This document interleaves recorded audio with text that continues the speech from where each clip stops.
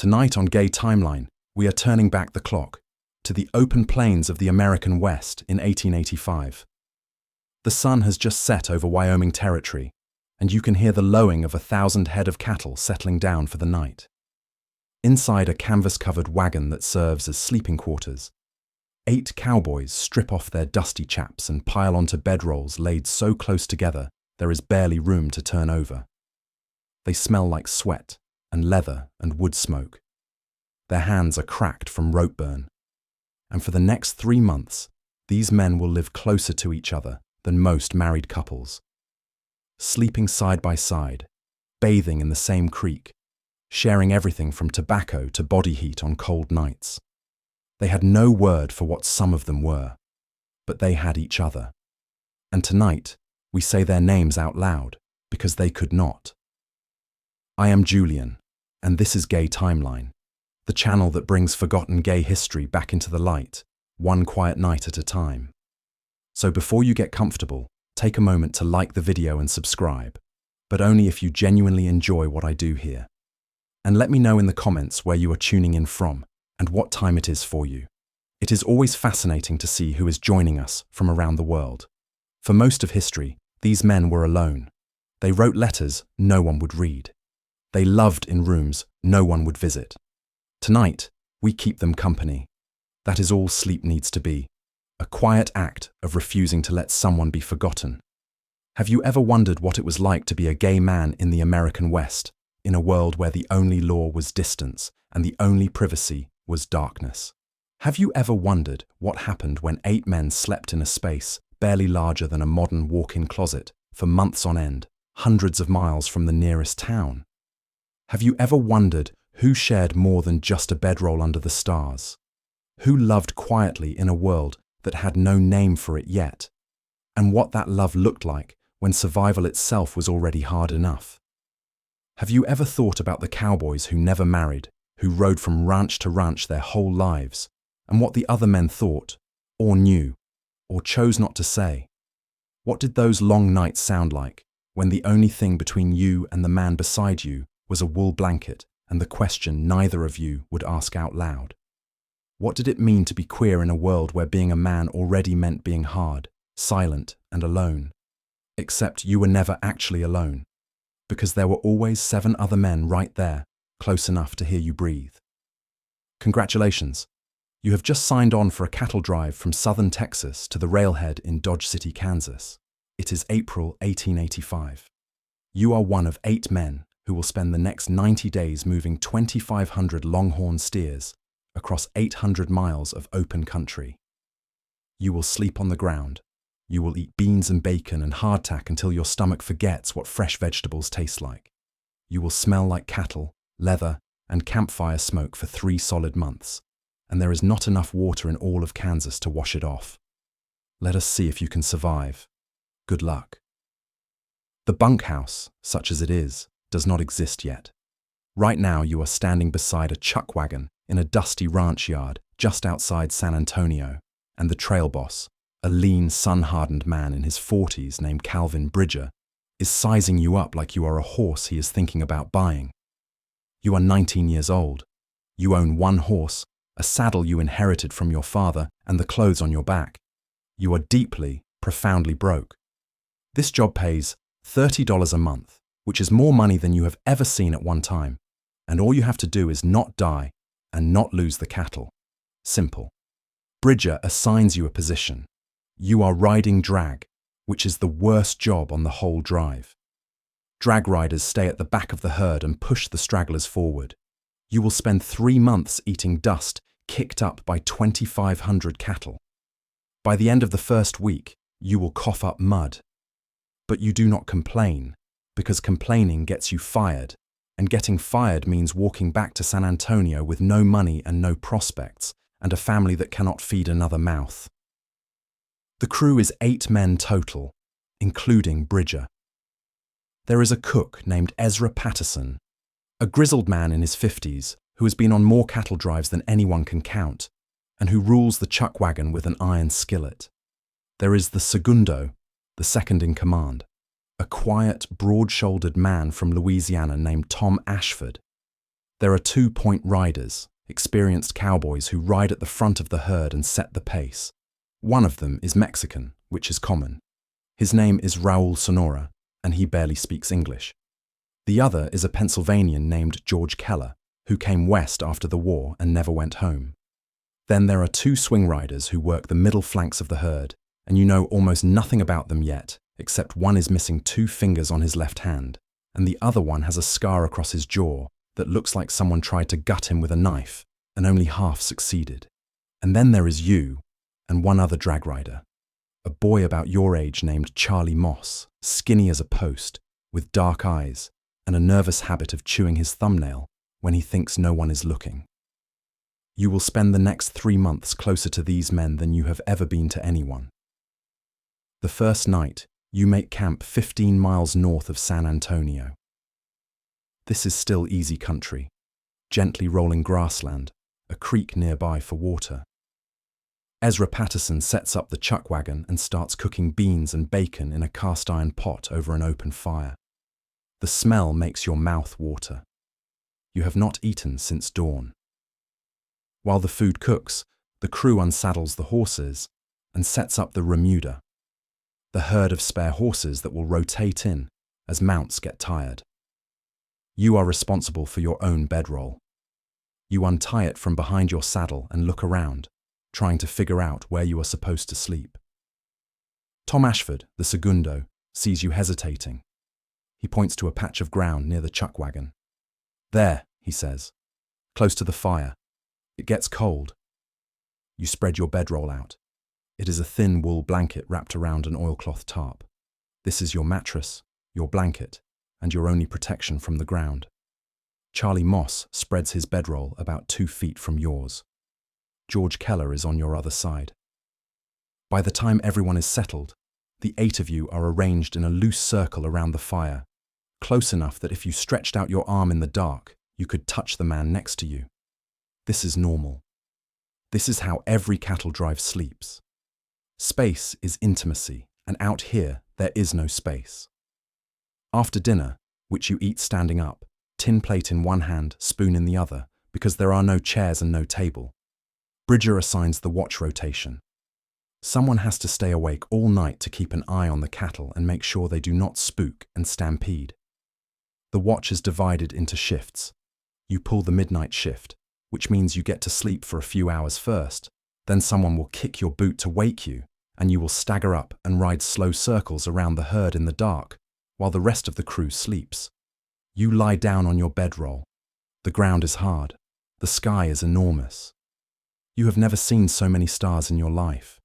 You can hear the cattle lowing softly in the distance, a sound like 1,000 ghosts murmuring complaints. You can hear the fire crackling. You can hear George Keller breathing 6 inches to your left. You can hear Charlie Moss shifting his weight on the other side. You close your eyes.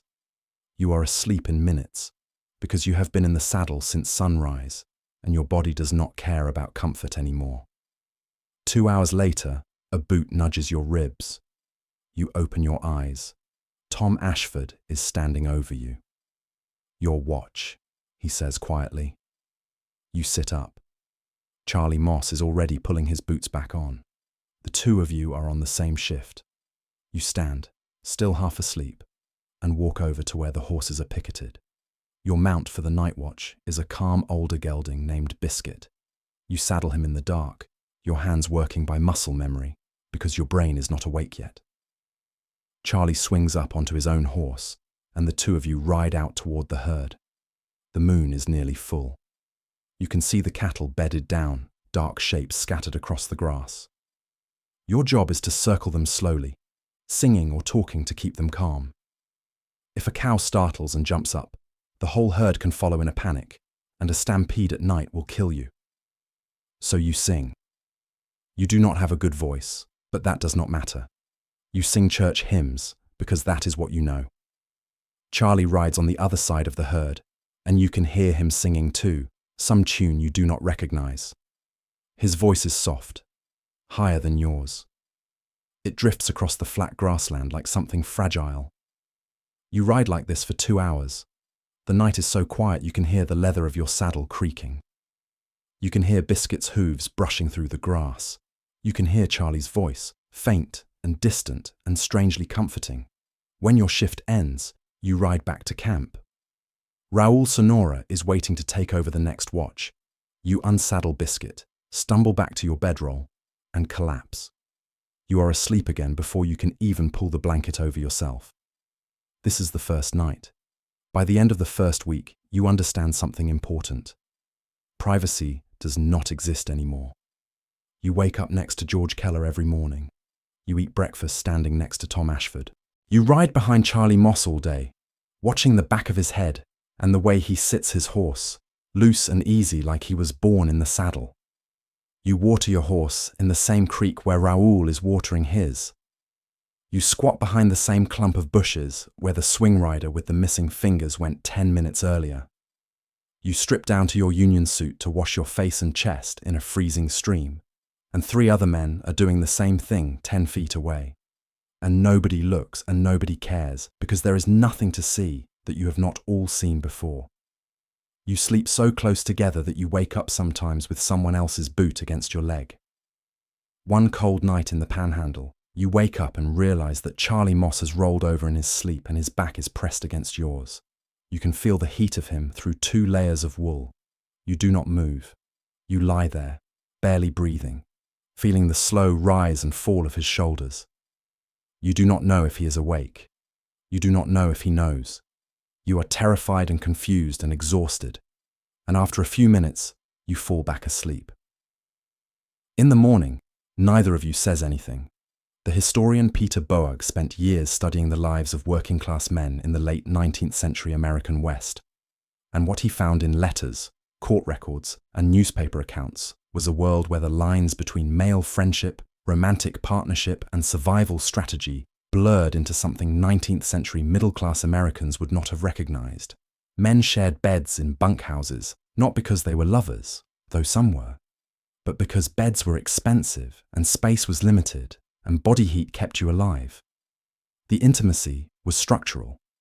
The feelings that grew inside that structure were something else. You do not have a word for what you feel when you watch Charlie Moss strip off his shirt to wash in the creek, his ribs showing through skin tanned dark by the sun. You do not have a word for the way your chest tightens when he smiles at something Ezra Patterson says.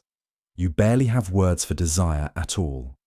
What you know is this: you are 19 years old, you have never touched a woman, you have no prospects of marriage, and the only people you see every day are 7 men who smell like cattle and look at you with the same exhausted indifference they show the horses.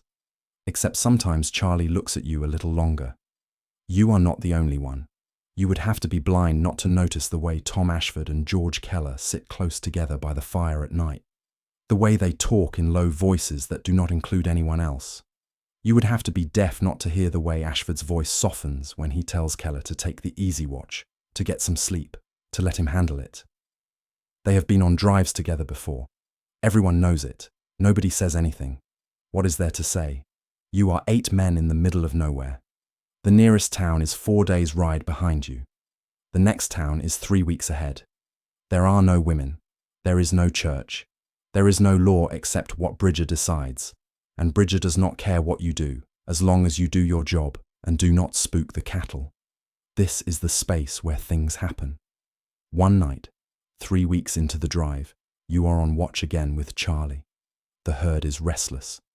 There was a thunderstorm earlier in the evening, and the cattle are still spooked, getting up and lying down again, shifting and murmuring in the dark. You and Charlie ride slow circles, talking to them in low, calm voices. You have learned by now that it does not matter what you say. They just need to hear a human voice. Charlie rides closer to you than usual, close enough that your stirrups almost touch. You ever think about what you are going to do when this is over? He asks quietly. You glance at him. His face is in shadow, but you can see the line of his jaw, the way he is looking straight ahead at the dark horizon. Go home, I guess, you say. You. He shakes his head. Got no home to go back to. Figure I will sign on for another drive. They run drives in the fall. Some, or I will find work on a ranch somewhere. He pauses. You could come with me, It is such a simple sentence. 5 words. You could come with me. But the way he says it, quiet, careful, like he is offering something fragile, makes your heart kick hard against your ribs. Maybe, you say. He does not push. You ride in silence for a while. Then he starts singing again, that same tune you do not recognize, and you join in even though you do not know the words, humming harmony, and the sound drifts out over the herd and the flat black plains and the enormous sky. When the watch ends, you ride back to camp together. You unsaddle the horses side by side. You walk back to the fire where the coals are still glowing faintly. Everyone else is asleep. You lie down on your bedroll. Charlie lies down on his, 2 feet away. You do not touch. You do not speak. But you lie awake for a long time, listening to him breathe. And you know he is awake too. The bunkhouse, the real bunkhouse, the one you will live in for a week when you finally reach Dodge City at the end of the drive, is worse than the open ground. It is a long, low building made of rough-cut lumber, with a single row of wooden bunks built into the walls like shelves. There is no privacy. There are no doors. There is one wood stove in the center of the room and a single window that does not open. It smells like old sweat, tobacco, and mildew. The bunks are narrow. You share yours with Charlie because there are not enough bunks for everyone and you have been sleeping 2 feet apart for 3 months anyway. So what difference does it make? The first night in the bunkhouse, you lie on your side with your back to the wall and Charlie lies in front of you, facing the room. The bunk is so narrow his shoulder presses against your chest. You can feel his heartbeat. You can feel the warmth of him all down the length of your body. Your hand is resting on the mattress between you, and his hand is right there, an inch away, and you do not move and he does not move, and neither of you sleeps. In the morning, you collect your pay. $30 a month for 3 months. $90. It is more money than you have ever had. Bridger pays you in gold coins that are heavy and real in your hand. You did good work, Bridger says. He is a man of few words. This is high praise. Tom Ashford and George Keller are standing together by the chuck wagon, talking quietly. You see Ashford hand Keller something. A folded piece of paper maybe, or a small photograph. Keller tucks it into his shirt pocket and nods. They do not say goodbye. They just look at each other for a long moment, and then Keller walks away toward the train station. You watch him go. You understand suddenly that this is what always happens. The drive ends. Everyone scatters. You go home, or you sign on somewhere else, and the men you spent 3 months living closer to than family become strangers again. Maybe you see them next year. Maybe you do not. Charlie is standing a few feet away, his own pay tucked into his pocket, looking at you. I am heading to the Panhandle, he says. Big ranch outside Amarillo is hiring for the winter. You nod. You are supposed to go home. Your mother is expecting you. You have $90, which is enough to help with the mortgage, enough to buy seed for next spring, enough to make a difference. How long does it take to get to Amarillo? You hear yourself ask. Charlie's face does not change, but something shifts in his eyes. 4 days' ride, maybe. They hiring more than one man? I expect so. You stand there in the dusty street in Dodge City, Kansas, in the summer of 1885, with $90 in your pocket and a choice in front of you that you do not have words for. You can go home. You can be the son your mother needs. You can marry some girl from church and work your father's land and live the life you were supposed to live. Or you can ride to Amarillo with a boy who sings in the dark and sleeps close enough to keep you warm and see what happens. All right, you say. Let us go. You do not touch. You do not make promises. You just buy supplies, saddle your horses, and ride west together. 4 days later, you are standing in front of a ranch foreman, and Charlie is doing the talking because he is better at it than you are. The foreman looks the two of you over. You ride together before? 3 months on the trail, Charlie says. We know how to work. The foreman nods. Bunkhouse is out back, meals with the crew, $40 a month each. He pauses. You will be sharing a bunk.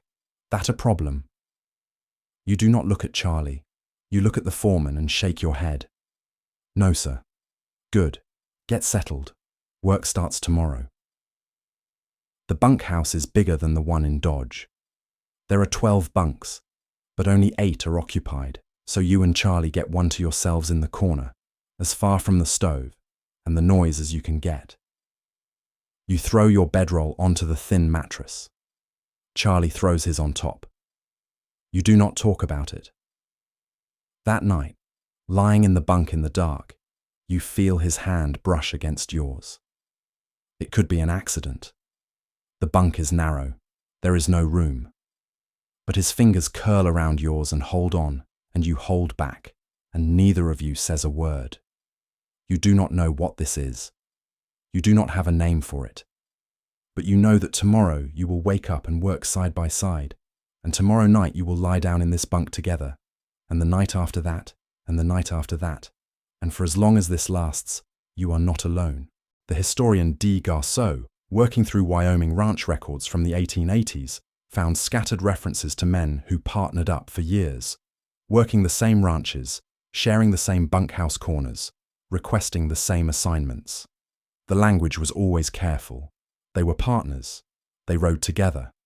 No one asked what that meant because everyone already knew, and no one wanted to say it out loud. Most of them left no letters, no diaries, no photographs. Just their names on a payroll ledger, written next to each other, year after year. You and Charlie work the ranch through the winter. It is cold, brutal work. Feeding cattle in snowdrifts, breaking ice on water troughs, riding fence lines in wind that cuts through your coat like it is made of paper. But you do it together. You eat together. You sleep together. And on Saturday nights, when the rest of the crew rides into town to drink and visit the saloon girls, you stay behind. You say you are tired. You say you are saving money. Nobody questions it. One night in January, snow falling outside and the bunkhouse empty except for the two of you, Charlie rolls over and kisses you. It is clumsy and brief, and you are both terrified. But it is real. You do not talk about it. You do not say I love you, because those words do not fit and you do not know how to use them. But you reach for each other in the dark, and that is enough.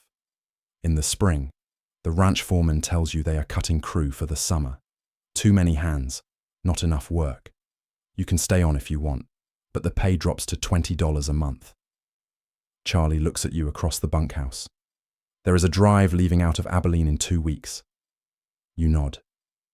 Let us go. And so you do. Another drive. Another crew. Another 3 months on the trail, sleeping on the ground, eating dust, singing to the cattle in the dark. This time you request the same watch shifts. This time you spread your bedrolls right next to each other, not 2 feet apart, but touching, edge to edge. This time, when you lie down at night, you do not wonder if his hand will find yours. You know it will. This is your life now. You are drifters. You follow the work. You follow each other. You do not build a home, because men like you do not get to build homes. You build something else, a series of temporary shelters, bunkhouses and bedrolls and shared spaces that exist for a season and then dissolve. You build a life in the margins, in the places no one is looking. And it is enough.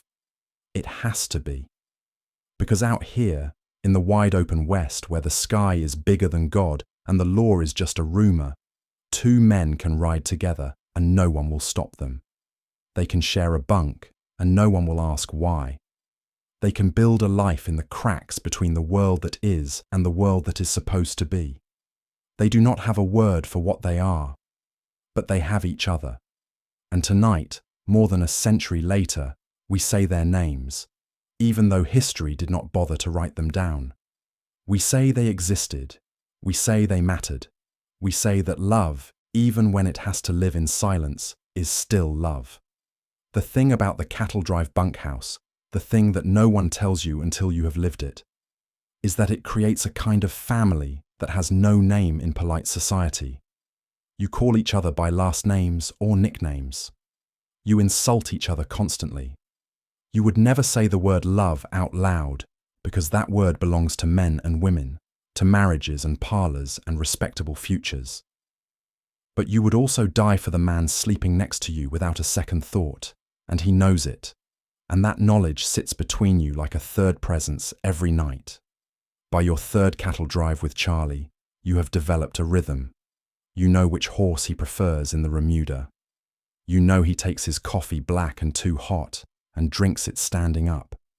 You know he snores lightly when he sleeps on his back, so you nudge him onto his side without waking him. You know the scar on his left shoulder came from a branding iron when he was 15, an accident that could have been much worse. You know he cannot read, though he is ashamed of it and tries to hide it. You have started reading aloud sometimes in the evenings when the crew is sitting around the fire. Dime novels, mostly, cheap westerns that someone picked up in the last town. You read badly, stumbling over words, but Charlie listens like you're reciting Shakespeare. The crew this year is different. Bridger is trail boss again, which is good. He runs a tight outfit, but he is fair. Ezra Patterson is back on the chuck wagon, which means the food will be edible. But there are new faces. A kid from Ohio, maybe 17, with red hair and freckles, who signed on because he read too many Wild West stories and thought it would be romantic. He learns otherwise on the second day when his horse throws him into a patch of prickly pear cactus. There is a former buffalo hunter named Simon Hart, a huge man with a black beard and hands like shovels, who barely speaks except to his horse. And there is a man in his 30s named Lawrence Cole, from New York originally, who talks too much and asks too many questions and makes everyone vaguely uncomfortable in a way no one can quite name. Cole notices you and Charlie the first week. You are riding drag together, eating dust as usual, and when you get back to camp that evening, Cole is already there, sitting by the fire cleaning his rifle. He watches you unsaddle your horses. He watches you walk to the creek together to wash your faces. He watches Charlie hand you the bar of lye soap without you asking for it. And when you come back to the fire, Cole is still watching. "You two brothers?" he asks. It is an innocent question. It could be an innocent question. Charlie does not look up from his plate. "No. Friends from back home. Met on a drive 2 years ago," you say. Cole nods slowly. He is smiling, but it is not a friendly smile. "Funny. You act like you've been married 20 years. The fire crackles. No one else is paying attention. Ezra is scrubbing the cookpot. Simon Hart is half asleep already, his hat pulled down over his eyes. Bridger is checking the remuda. It is just the three of you.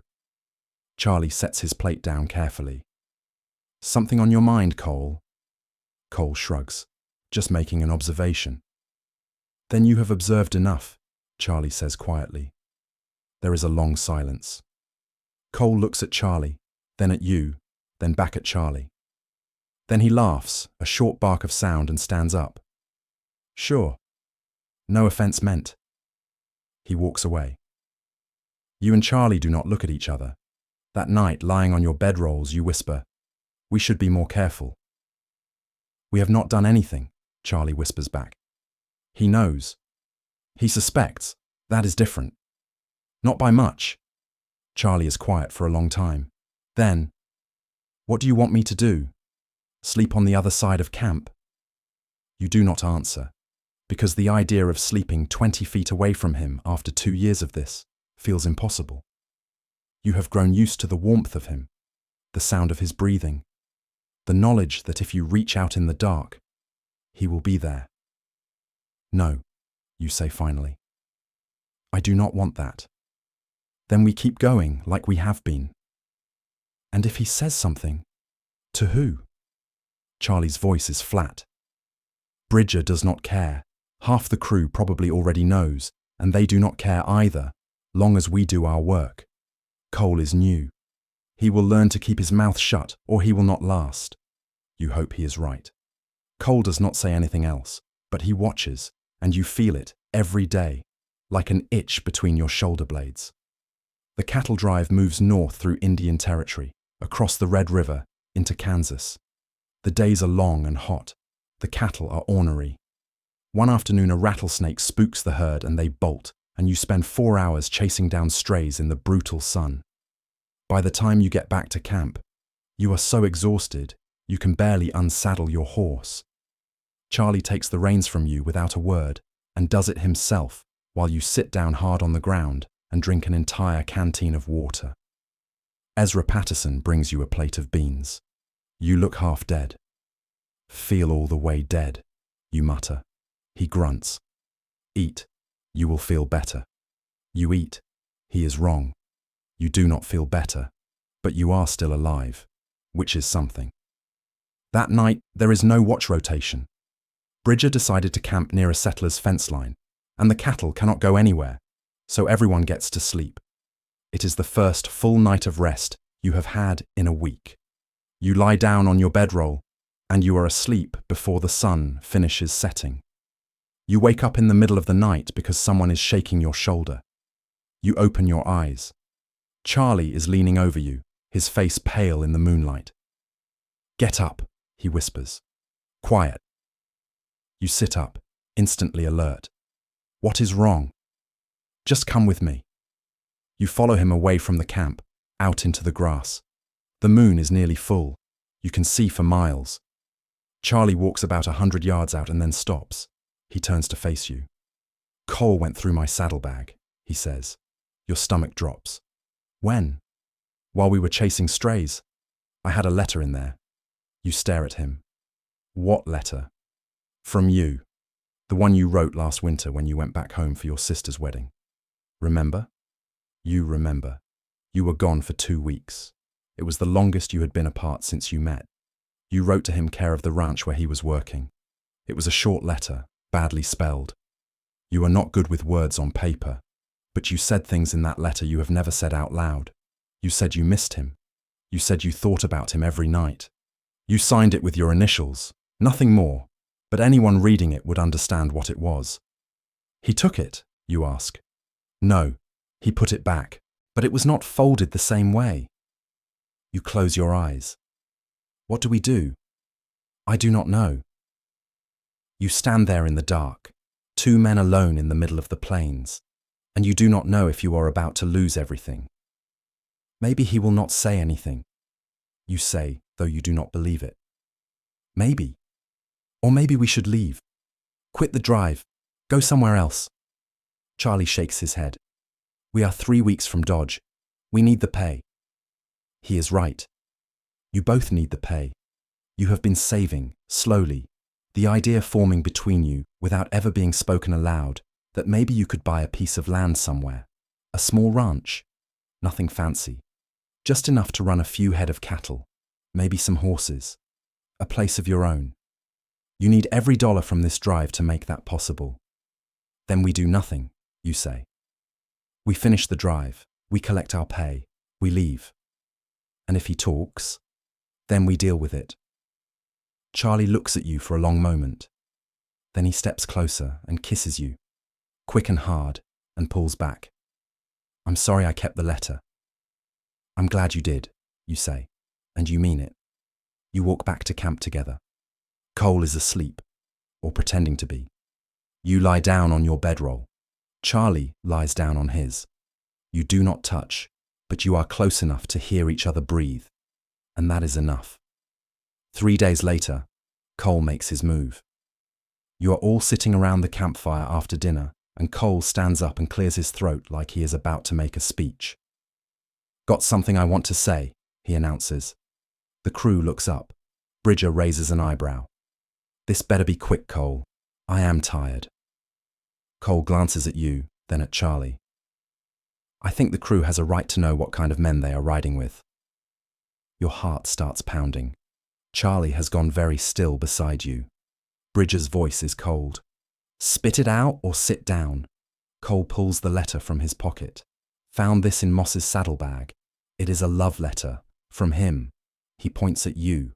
To him. He points at Charlie. No one moves. The fire crackles. Somewhere in the distance, a cow lows softly. Bridger stands up slowly. He is not a tall man, but he has presence, and when he looks at Cole, the temperature drops 10 degrees. You went through another man's saddlebag? Bridger asks quietly.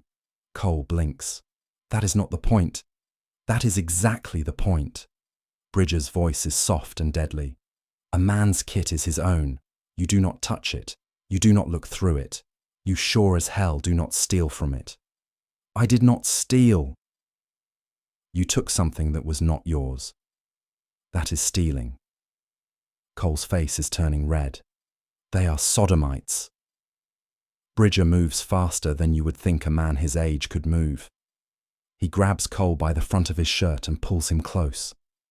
I do not care, Bridger says, each word clipped and precise. What any man does when he is not working. I care if he does his job. I care if he follows orders. I care if he respects his crew. Moss and his partner have been riding for me for 3 years. They are good workers. They do not complain. They do not cause trouble. You have been here 3 weeks, and you have already gone through another man's things and tried to start a fight. He shoves Cole backward. You are done. Pack your kit. You can ride out tonight or you can walk out in the morning, but either way, you are off this crew. Cole stares at him. You cannot. I can. This is my outfit. Get out. Cole looks around the fire, maybe hoping someone will back him up. No one does. Simon Hart is watching him with flat, unreadable eyes. Ezra Patterson has gone back to cleaning the cookpot like nothing is happening. The kid from Ohio is staring at the ground. Cole looks at you and Charlie one more time. Then he turns and walks to his bedroll. 10 minutes later, he is gone, riding off into the dark. Bridger sits back down by the fire. He picks up his coffee cup. He takes a sip. Then he looks at you and Charlie. I meant what I said. I do not care, but you might want to be more careful with your letters. You nod, your throat too tight to speak. Charlie says quietly, Thank you. Bridger shrugs. You are good workers. I would be a fool to lose you over something that is none of my business. He glances around the fire. Anyone else got a problem with Moss and his partner? You can leave now too. Otherwise, shut up and get some sleep. We got 15 miles to cover tomorrow. No one moves. No one speaks. And just like that, it is over. Later, lying on your bedroll with Charlie beside you, you feel something shift in your chest. It is not safety. You are not safe. You will never be safe. But you are not alone either. And in this moment, on this drive, with this crew, you are allowed to exist. It is more than most men like you ever get. The historian Brent Kaimana spent years combing through court records, newspaper archives, and personal letters from the late 19th century American West, and what he found was a pattern. In cities, where social structures were rigid and reputations mattered, men who loved men were prosecuted, scandalized, driven out. But in the rural West, on ranches, on cattle drives, in mining camps, the records are almost silent. Not because it did not happen, but because no one cared enough to write it down.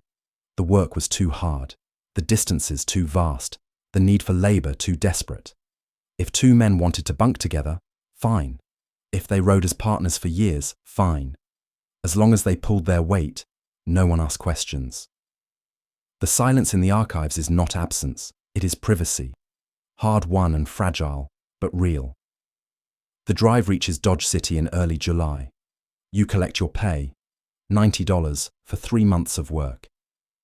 Charlie gets the same. Together, you have enough now. Enough for a down payment on a small piece of land. Enough to start. You find a land agent in Dodge, a bored man in a suit, who listens to your request without much interest. You want something remote, cheap, good water, enough grass for cattle. He shows you a map. Got a quarter section about 40 miles southwest of here. Previous owner defaulted. Bank wants it off their books. 160 acres. Creek runs through it. There is a line shack, but it is in rough shape. How much? Charlie asks. $200. You and Charlie look at each other. You have 180 between you. We can give you 150 now, you say. The rest in 6 months.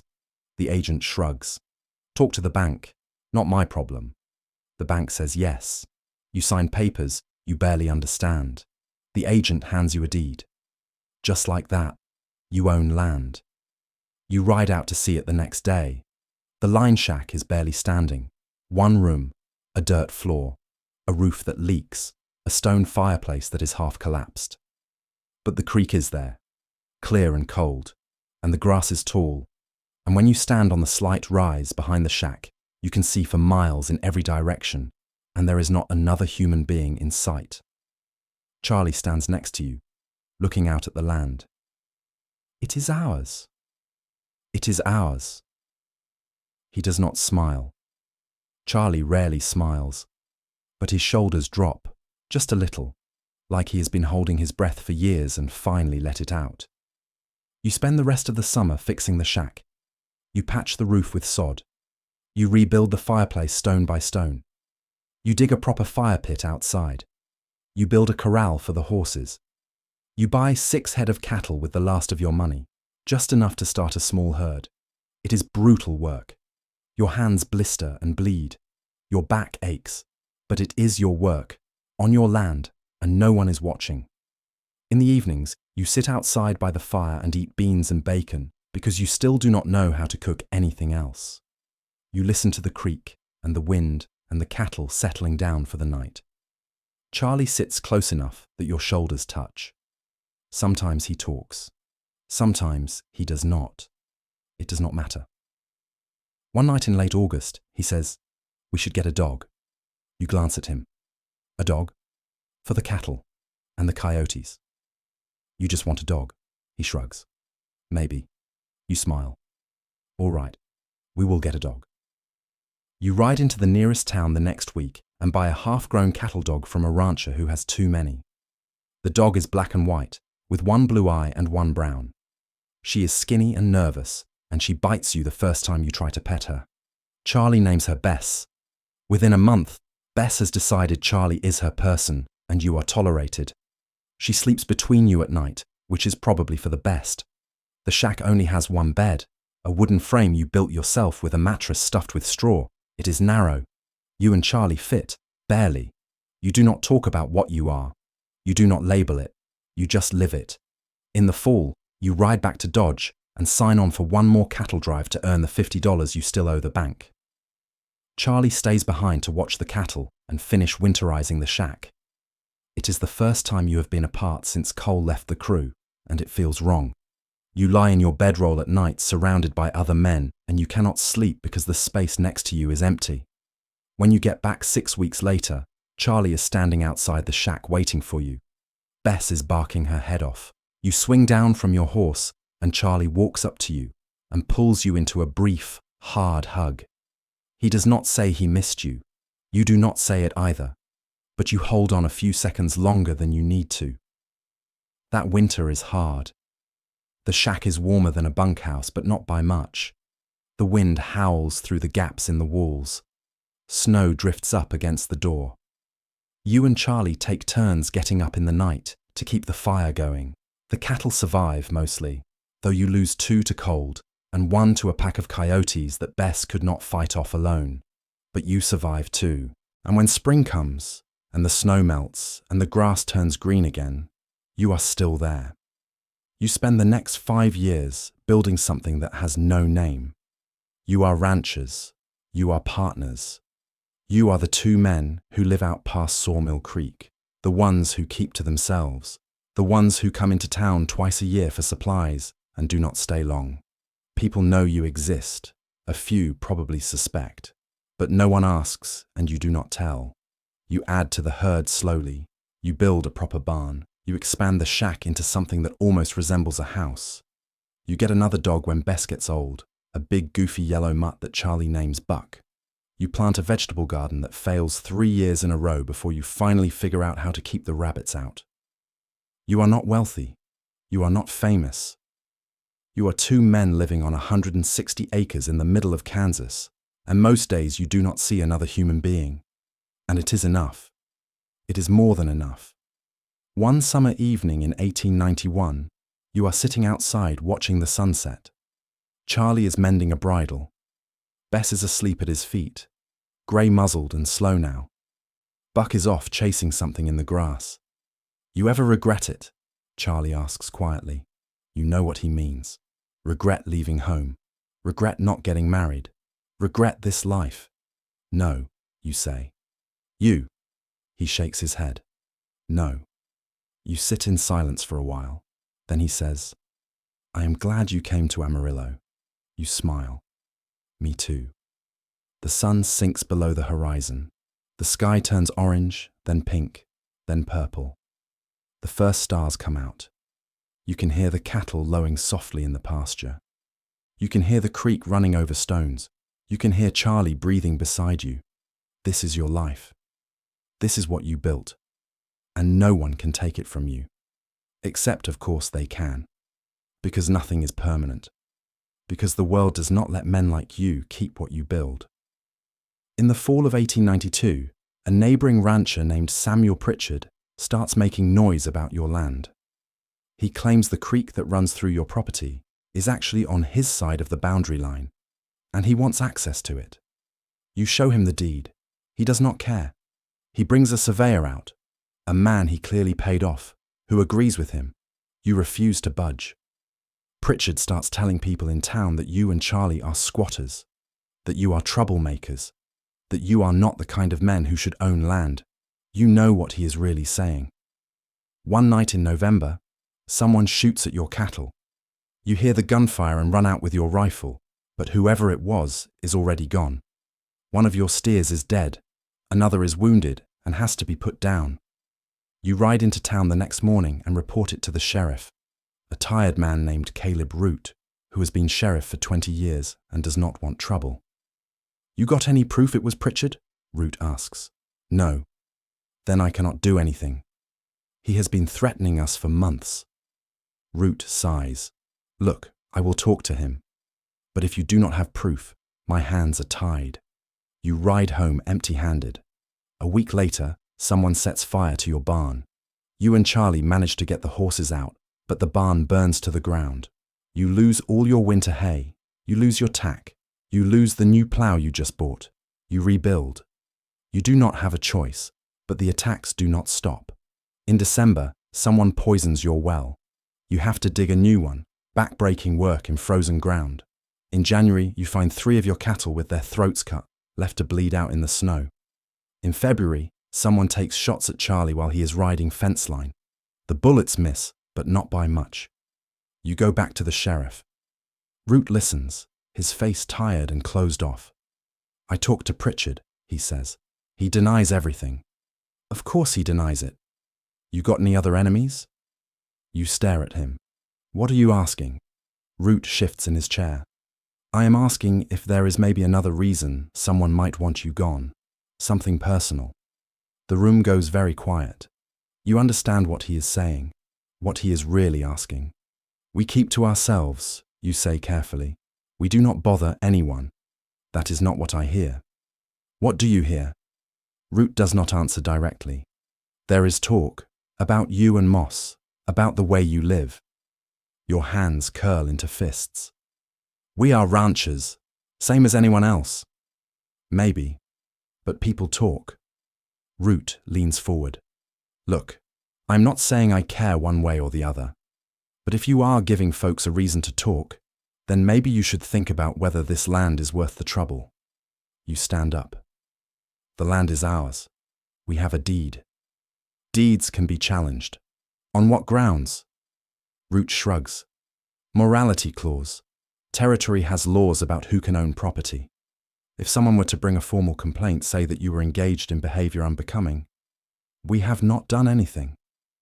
That is not what Pritchard is saying. Your blood runs cold. What is he saying? He is saying he has a witness, someone who worked a cattle drive with you years back, someone willing to testify that you and Moss are, he pauses, choosing his words carefully, involved in an unnatural relationship. Cole. It has to be Cole. After all these years, he found a way to hurt you. You leave the sheriff's office and ride home. When you tell Charlie, he goes very still. What do we do? He asks. You have been thinking about this the whole ride back. We could fight it, get a lawyer, go to court, and say what? That we are just good friends who happen to share a bed. Charlie's voice is bitter. You think a judge is going to believe that? Maybe. And if he does not? If they take the land? If they arrest us? He looks at you. You know what they do to men like us. You know. You have heard the stories. Men arrested for sodomy, sentenced to years of hard labor. Men tarred and feathered and driven out of town. Men who disappeared and were found weeks later in a ditch. So what do you want to do? You ask quietly. Charlie does not answer right away. He walks to the window and looks out at the land you built together, the land you bled for. We could leave, he says finally. Sell the cattle, take what we can carry, go somewhere new. And start over? People do it all the time. You walk over and stand next to him. Outside, the snow is falling softly. Buck is lying on the porch, his tail thumping against the boards. The cattle are dark shapes in the pasture, huddled together for warmth. I do not want to leave, you say.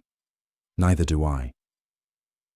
You stand there together, looking out at everything you built, and you know you are going to lose it. Maybe not today, maybe not next month, but eventually, because the world does not let men like you keep what you build. We will stay as long as we can, you say. And when we cannot anymore, we will leave together. Charlie nods. His hand finds yours. You stand there holding on, two men alone in a house that might not be yours much longer, and you do not let go. The formal complaint is filed in March of 1893. Samuel Pritchard, represented by a lawyer from Topeka, petitions the county court to seize your land on the grounds that you and Charlie are guilty of sodomy and therefore unfit to own property. The witness is Lawrence Cole, who swears in an affidavit that he personally observed you and Charlie engaged in unnatural acts during a cattle drive in 1887. It is a lie. Cole saw nothing. He found a letter. But a letter is not proof, and what he is claiming now is far worse than what actually happened. You hire a lawyer, a young man fresh out of law school named David Burnham, who is probably the only lawyer in Kansas willing to take your case. He costs everything you have saved. The trial is set for May. You and Charlie spend the spring working the ranch like nothing is wrong. You plant the garden. You repair the corral. You birth 3 calves and lose 1. You do the work because the work needs doing, and because if you stop, you will have to think about what is coming. The night before the trial, you cannot sleep. You lie in bed, staring at the ceiling, listening to Charlie breathe beside you. His hand is resting on your chest, fingers splayed over your heart. You cover it with your own. Whatever happens tomorrow, you say quietly, I do not regret any of it. I know, Charlie says. Neither do I. In the morning, you put on your best clothes, the same clothes you wore when you bought the land 7 years ago, and ride into town. The courthouse is a square brick building that smells like old wood and tobacco. The courtroom is small. There are benches for spectators, and they are full. Half the town has turned out to watch. You and Charlie sit at a table with David Burnham. Across the aisle, Pritchard sits with his lawyer, a slick man in an expensive suit. Cole is there too, sitting in the front row, looking smug. The judge is a man named Howard Kellerman, 60 years old, with a grey beard and eyes like chips of flint. He does not look at you when he enters. He does not look at Charlie. He looks at the paperwork in front of him, like this is just another case, just another day. Pritchard's lawyer goes first. He stands up and makes a speech about morality and decency and the sanctity of property rights. He says that men who engage in deviant behavior have no place owning land in decent Christian territory. He says that allowing such men to prosper sends a message to the community that their behavior is acceptable. He calls Lawrence Cole to the stand. Cole swears on a Bible to tell the truth. Then he lies. He says he shared a bunkhouse with you and Charlie on a cattle drive in 1887. He says he saw you kissing. He says he saw you in bed together, engaged in acts he will not describe in mixed company. He says he reported it to the trail boss at the time, but was told to mind his own business. It is all lies. Every word. But he says it with confidence, looking the judge right in the eye, and you can see the jury. 12 men from town, men you have never met, nodding along. David Burnham cross-examines him. He asks Cole why he waited 6 years to come forward. Cole says he did not think it was his place to interfere until he heard Pritchard was having trouble with you. Burnham asks if Cole has any proof of what he claims. Cole says his word should be enough. Burnham asks if Cole was paid to testify. Cole looks offended.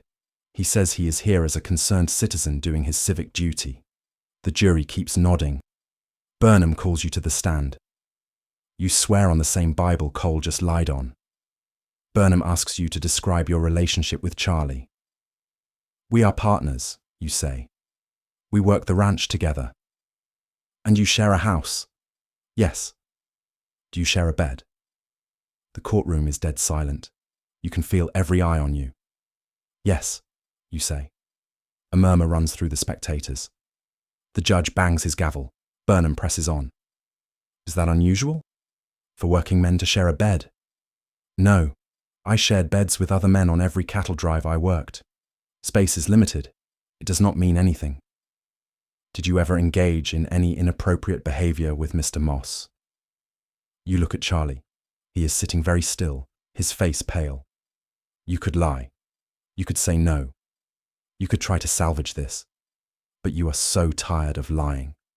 Define inappropriate, you say. The judge leans forward. Answer the question. You look at him. We are partners. We built a life together. If that is inappropriate, then yes, I am guilty. The courtroom erupts. The judge bangs his gavel again, shouting for order. Burnham looks like he wants to strangle you. Charlie has his head in his hands. Pritchard's lawyer stands up, smiling. No further questions, Your Honor. The jury deliberates for 20 minutes. They come back and announce that the land will be forfeit to the territory, to be sold at auction. You and Charlie are ordered to vacate within 30 days. You are also fined $50 each for public indecency. You do not have $50. Neither does Charlie. The judge offers an alternative. 60 days in the county jail, hard labor. You take the jail time. You are not giving Pritchard another cent. The county jail is a stone building behind the courthouse. There are 6 cells, and you and Charlie are put in separate ones. You can see each other through the bars, but you cannot touch. The work is breaking rocks in a quarry 10 miles outside of town. You are chained at the ankle and loaded into a wagon at dawn. You break rocks all day with a sledgehammer under the watch of a guard with a rifle. At dusk, you are loaded back into the wagon and returned to your cell. You get 1 meal a day, watery soup and stale bread. You lose weight.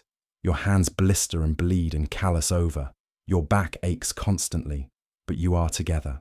Every night, lying on the thin mattress in your cell, you can hear Charlie breathing in the cell next to yours. Sometimes you talk in whispers. Sometimes you just listen to each other exist.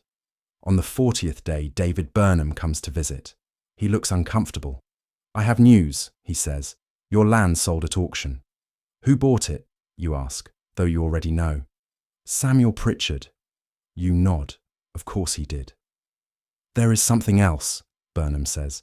Your cattle, your horses, everything you left on the property. Pritchard claimed it as part of the sale, said you abandoned it. We did not abandon it. We were in jail. Burnham spreads his hands helplessly. I know, but legally, once the land was sold, we lost everything. Yes. You sit back on the cot. 7 years of work. Gone. The land, the cattle, the house, the dogs. Everything. What about Buck and Bess, you ask. The dogs. Burnham looks away. I do not know.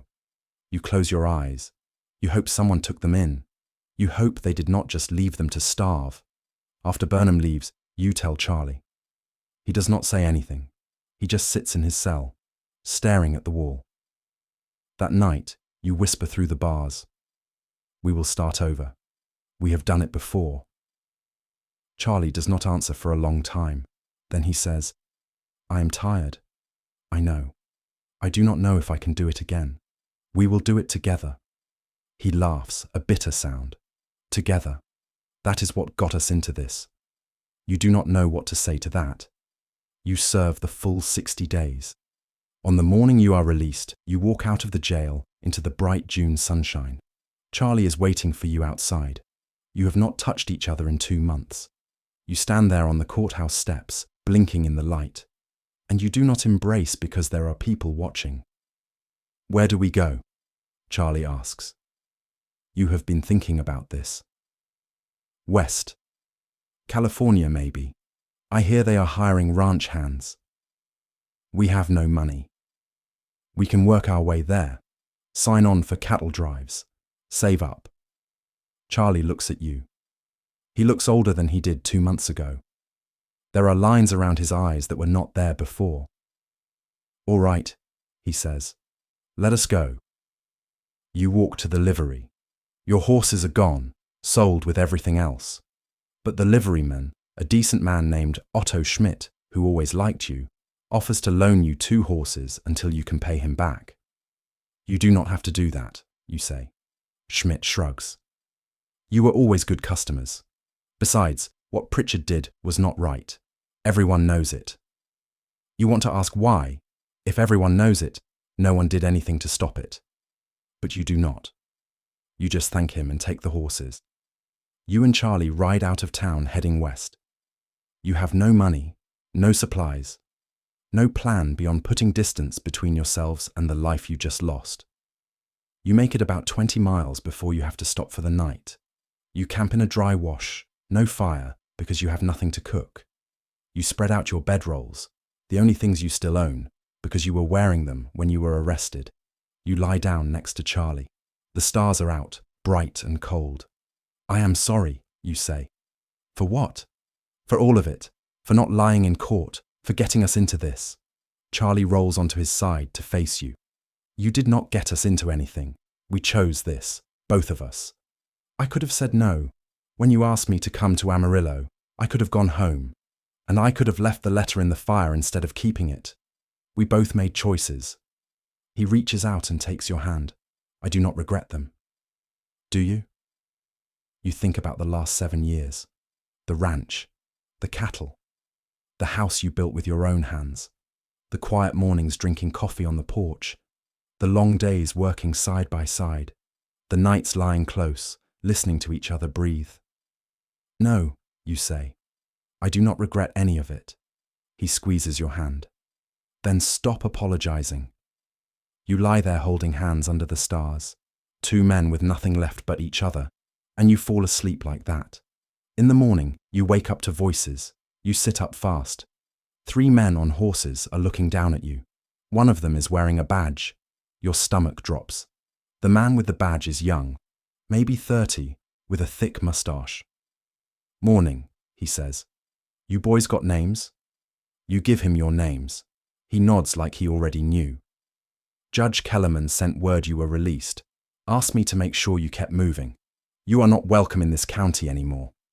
We are moving, Charlie says. Good. See that you do. The deputy looks at you both for a long moment. Then he says, almost gently, bit of advice. When you get where you are going, keep your heads down. World is not kind to men like you. You do not ask what he means by men like you. You already know. The deputy and his men ride off. You and Charlie pack up and keep moving west. You work your way across Kansas doing odd jobs. You muck stalls for a week at a ranch outside of Hays and get paid in meals and a place to sleep in the barn. You help a farmer bring in his wheat harvest and he pays you $5 and a sack of flour. You sign on for a short cattle drive moving a small herd to market and earn enough to buy basic supplies. By the time you reach Colorado, it is late summer. You are lean and hard and exhausted. You find work on a ranch in the mountains, a sprawling operation run by a man named Theodore Marsh, who needs hands for the winter. Marsh is in his 50s, a widower with no children. He looks you and Charlie over and asks if you have experience with cattle. Yes, sir, you say. Between us, maybe 15 years on drives and ranch work. You ride together. Yes, sir. He nods. I got a line shack up in the high country. Needs 2 men to winter the herd up there. It is cold, and it is lonely, and it is hard work. You interested? You glance at Charlie. He nods. Yes, sir, you say. Marsh pays $40 a month per man. The line shack is a day's ride into the mountains, a tiny cabin barely bigger than the one you built in Kansas. But it has a good roof and a solid fireplace and a real bed frame, even if the mattress is just straw. You and Charlie move in September. The herd, about 200 head, is scattered across the high meadows. Your job is to keep an eye on them, make sure none wander off or get taken by wolves, and bring them down to the main ranch in the spring. It is just the 2 of you. No other hands. No visitors. The nearest town is 2 days' ride. It is like the ranch in Kansas, except this time you are not building something. You are just surviving. And somehow, that makes it easier. The first snow comes in October. By November, you are snowed in. The world shrinks to the cabin, the fireplace, the space between you and Charlie. You play cards. You read the 2 books Marsh left in the cabin, a Bible and a copy of Ivanhoe, until you have both memorized them. You talk. You sit in silence. You exist together in a way that feels both familiar and fragile, like you are holding something precious that might shatter if you move too fast. One night in December, Charlie says, "Do you think we will ever have a place of our own again?" You are sitting by the fire, mending a torn shirt. You do not look up. Maybe. Someday. I do not know if I believe that. Then why ask? He is quiet for a moment. I guess I wanted to hear you say it. That you still think it is possible. You set down the shirt and look at him. I think as long as we are together, anything is possible. He smiles. Just a little. It is the first time you have seen him smile since the trial.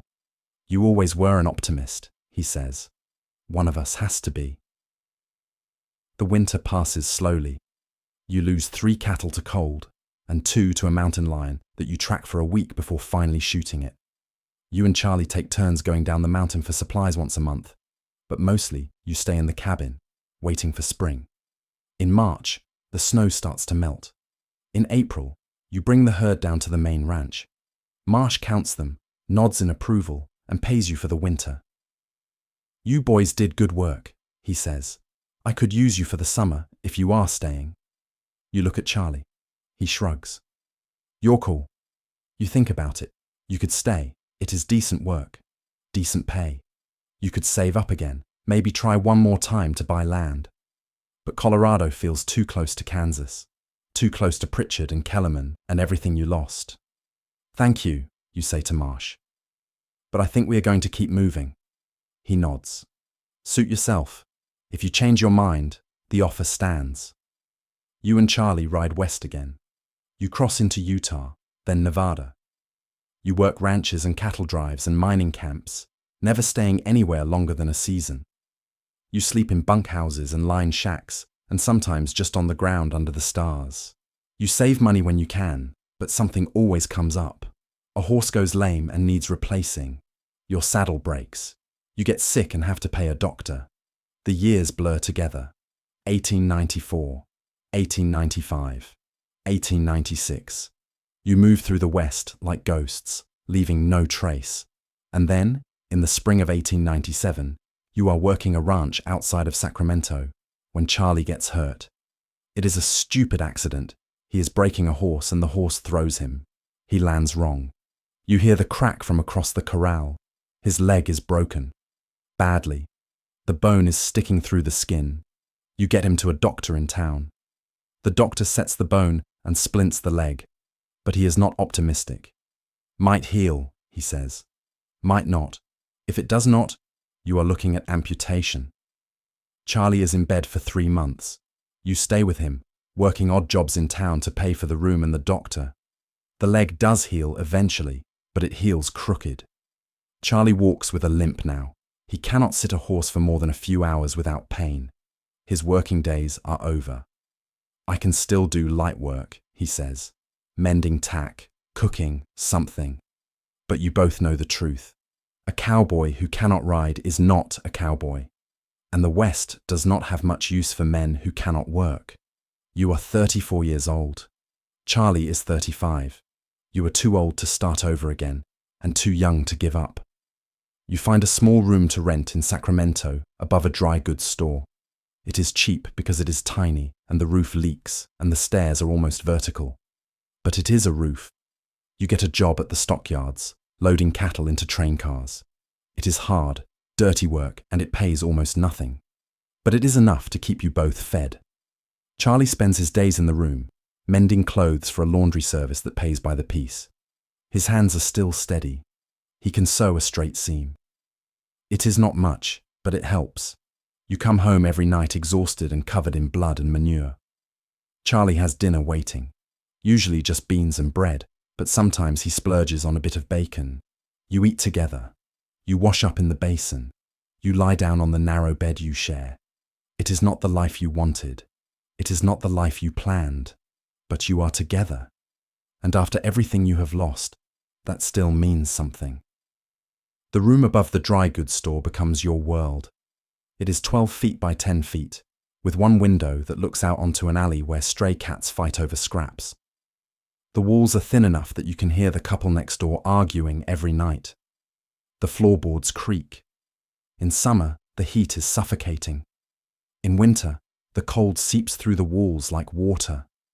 But it is yours, in the sense that you pay rent for it. 25 cents a week. The landlord is a Chinese man named Wei who owns the building and speaks almost no English. He does not ask questions. He does not care that two men are sharing a room meant for one. He just collects the rent every Friday and leaves you alone.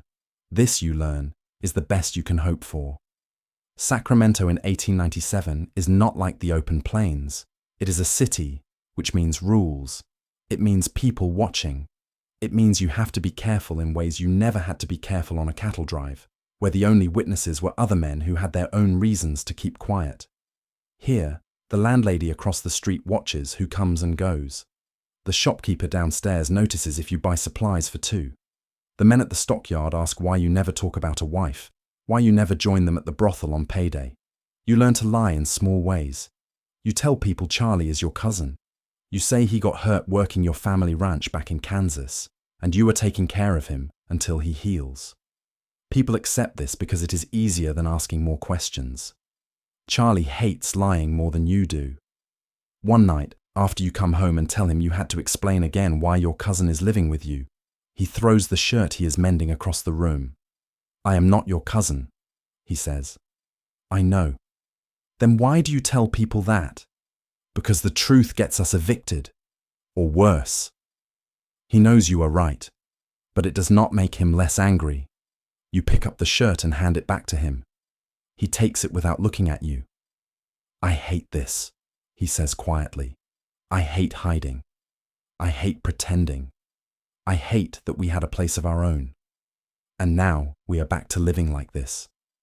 You sit down on the bed next to him. "I know." "Do you? Because sometimes I think you are fine with it. You just keep your head down and do the work and pretend everything is all right." "I am not fine with it," you say. "But what else can we do?" He does not answer. You sit in silence, the sound of the street drifting up through the window. Horses, wagons, voices, the world moving past, indifferent to your existence. After a while, Charlie leans his head against your shoulder. You put your arm around him. You sit like that until it is too dark to sew, and you both go to bed. The stockyard work is brutal. You are on your feet 10 hours a day, sometimes 12. You herd cattle up narrow ramps into railroad cars. The cattle are terrified. They kick. They try to bolt. You have been stepped on, head-butted, thrown against the railings more times than you can count. The other men who work the yards are rough types. Drifters, mostly. Men who cannot hold steady work anywhere else. They drink too much and fight too often, and some of them are cruel in ways that make you sick. There is a foreman named Jack Howell who runs the yard. He is a big man, over 6 feet, with fists like hammers. He got the job because he is the only one the cattle are afraid of. He does not manage the men so much as dominate them. Howl does not like you. You are not sure why. Maybe because you keep to yourself. Maybe because you do not drink with the crew after shift. Maybe because you are decent at the work and he resents competence. One afternoon in July, you are loading a particularly stubborn steer and Howl is standing behind you, shouting instructions. The steer kicks backward and catches you in the thigh. You go down hard.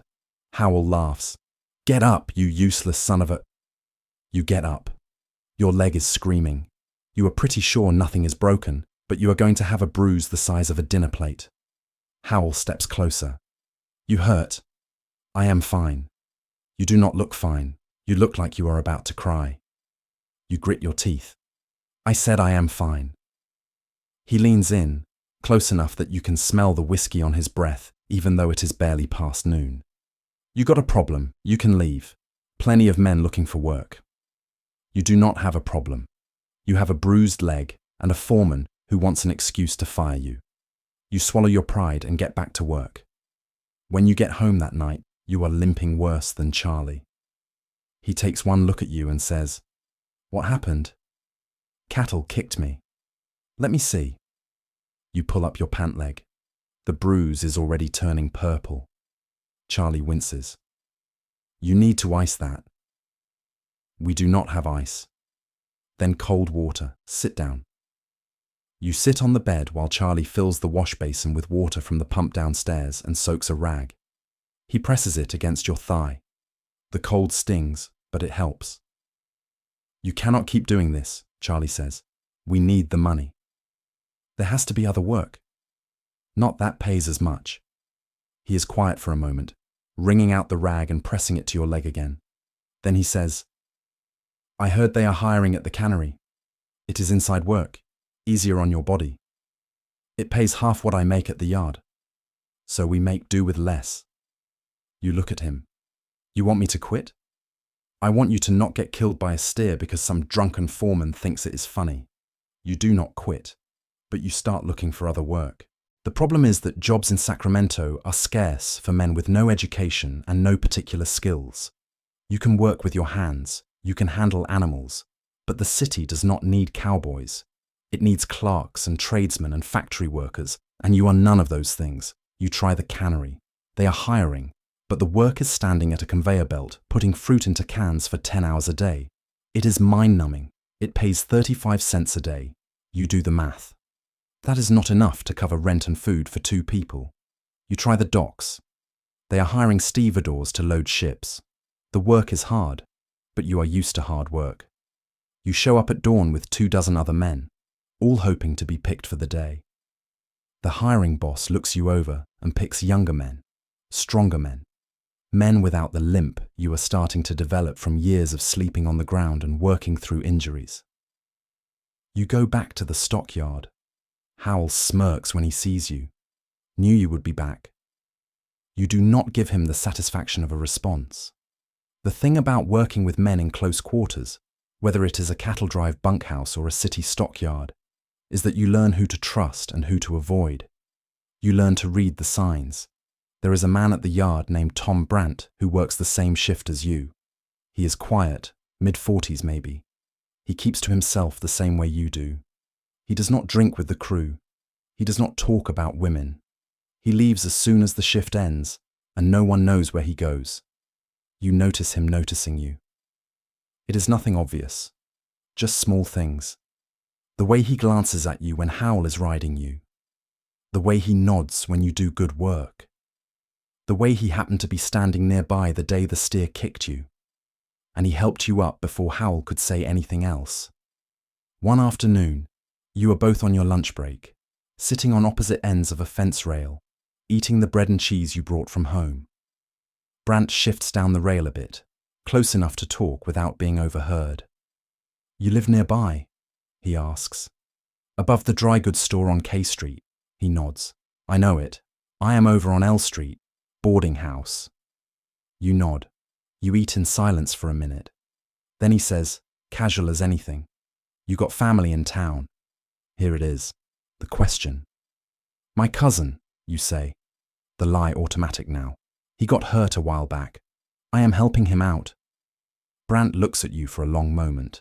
Then he says very quietly, that is kind of you. Something in his tone makes you look at him more carefully. He is not mocking you. He is not suspicious. He is just watching, waiting. He would do the same for me, you say. Brant nods slowly. I am sure he would. He finishes his lunch and goes back to work. You sit there a moment longer, your heart beating a little too fast, wondering what just happened. That night, you tell Charlie about the conversation. He listens, then says, you think he knows? I think he suspects. And? And nothing. He was just making conversation. Charlie frowns. Be careful. I am always careful. But the next day, Brant seeks you out again during lunch. This time, he brings an apple and offers you half. My landlady has a tree, he says. More apples than anyone knows what to do with. You take the half apple. It is crisp and sweet, and you have not had fresh fruit in weeks. Thank you. Sure. He takes a bite of his own half. Then, not looking at you, he says, there is a place I go sometimes, after work, just a quiet bar, no trouble, good people. You and your cousin might like it. Your throat goes dry. What kind of place? The kind where people do not ask too many questions. He glances at you, if you know what I mean. You know exactly what he means. Where is it? He tells you. It is a bar on the edge of town, near the river, a place called The Anchor. You have never heard of it. Thursday nights are best, Brant says, quieter. He finishes his apple and goes back to work, leaving you sitting there with 100 questions and no safe way to ask them. That night, you tell Charlie. He listens, his face unreadable. You think it is safe? You ask.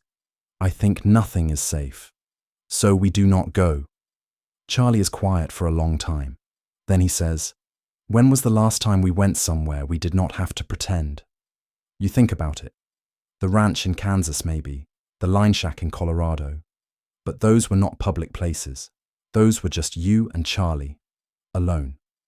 I do not know, you say. Me neither. He looks at you. I want to go. So on Thursday night, you go. The Anchor is tucked down an alley off Front Street. There is no sign, just a green door with a lamp above it. You almost walk past it twice before you find it. You push the door open. Inside, it is dim and smoky. There is a bar along one wall, a few tables scattered around. Maybe 20 people total, all men. You and Charlie stand in the doorway, uncertain. Then you see Tom Brant sitting at a corner table. He nods at you. You walk over. Brant gestures to the empty chairs. Glad you came. Sit. You sit. Charlie sits next to you, close enough that your shoulders touch. Brant signals the bartender, who brings over 3 glasses of beer. You pay. The beer is watery and warm, but you drink it anyway because you need something to do with your hands. This is my cousin, you say, the lie automatic even here. Brant smiles. No, he is not. Your heart stops. You start to stand. Brant puts a hand on your arm. Relax. Look around. You look. At the next table, 2 men are sitting so close their knees touch. Across the room, a man has his arm draped over the back of another man's chair. At the bar, 2 men are talking in low voices, their heads bent together. Everyone here is the same, Brant says quietly. You understand? You understand. This is a Molly house, a fairy bar, a place for men who love men. You have heard of such places. Whispers, mostly. Stories about cities like New York and San Francisco. But you never thought you would see one. Never thought you would be in one. Charlie is staring around the room like he cannot quite believe it is real. Brant takes a drink of his beer. I have been coming here for 3 years. It is safe. The owner pays off the cops. As long as you do not cause trouble, no one bothers you. How did you know? You ask. About us. Brant shrugs. I have been doing this a long time. You learn to recognize your own. He glances at Charlie's leg, the way it is stretched out stiffly under the table. Ranch accident. Horse, Charlie says. Brant nods. I was a drover too, long time ago, before I got too old for it. He leans back in his chair. Most of the men here, they got other lives during the day. Clerks, shopkeepers, regular working men. They go home to boarding houses or rented rooms. Some of them even have wives, but on Thursday nights they come here. They get to be themselves for a few hours. You look around the room again.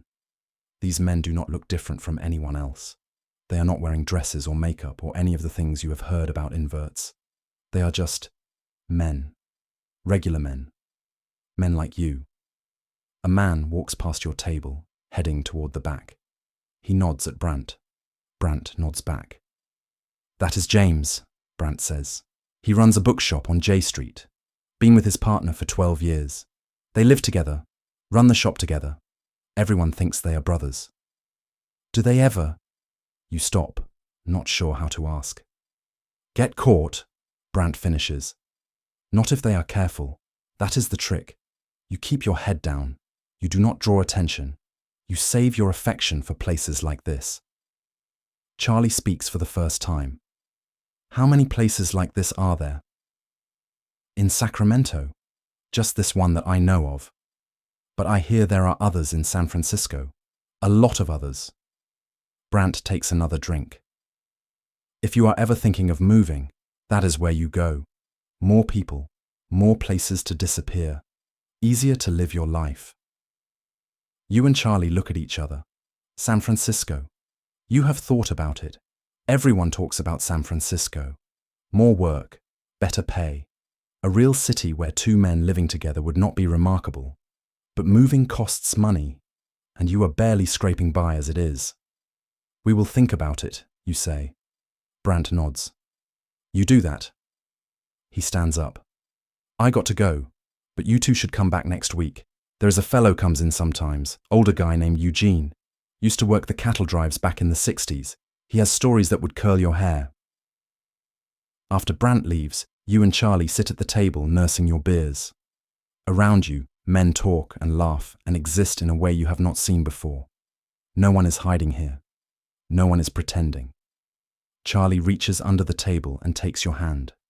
His palm is warm and calloused. You hold on. I did not know this existed, he says quietly. Neither did I. We could have had this, all those years. We could have known we were not alone. You squeeze his hand. We know now. You stay until the bar closes at midnight. You walk home through the empty streets side by side, not touching because you are in public now and the rules are back in place. But something has shifted. You know, now, that there are others. That you are not the only two men in the world trying to build a life in the margins. It does not fix everything.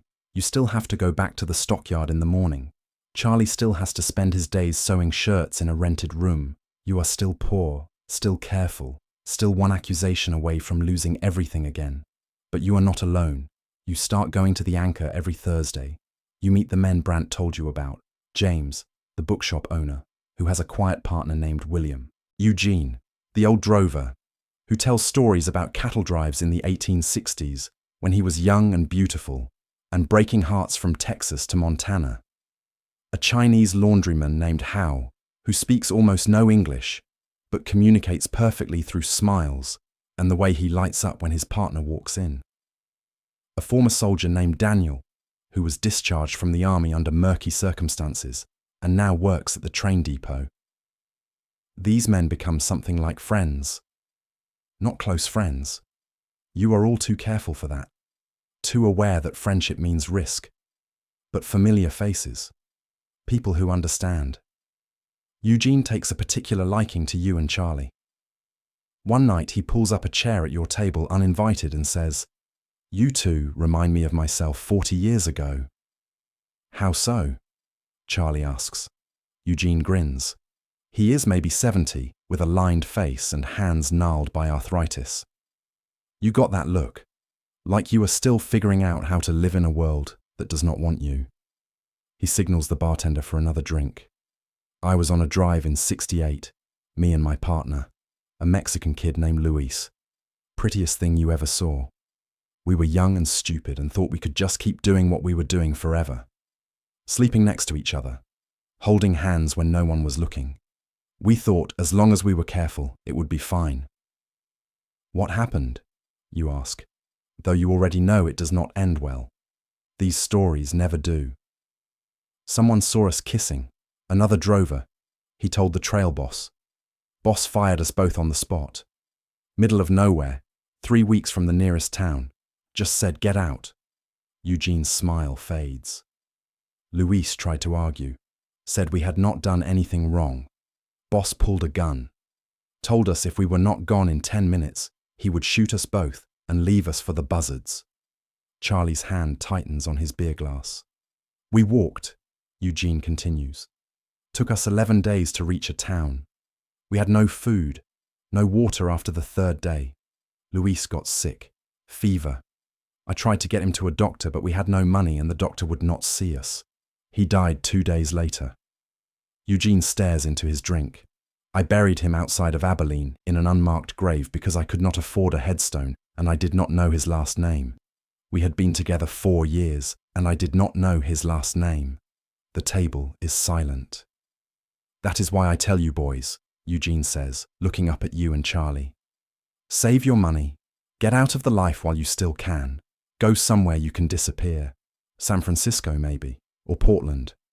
Somewhere big enough that no one cares. He finishes his drink. Because the trails are gone now anyway. Railroads killed them. And men like us, we do not got a place anymore. Not out there. He leaves shortly after. You and Charlie sit in silence. On the walk home, Charlie says, do you think he is right? That we should go to San Francisco? Maybe. You do not sound convinced. You stop walking. You are standing on a street corner under a gas lamp, the city quiet around you. I am tired of running, you say. We ran from Kansas. We ran across half the West. We have been running for 10 years. And I do not know if San Francisco is going to be any different. Maybe it is bigger. Maybe it is easier to hide.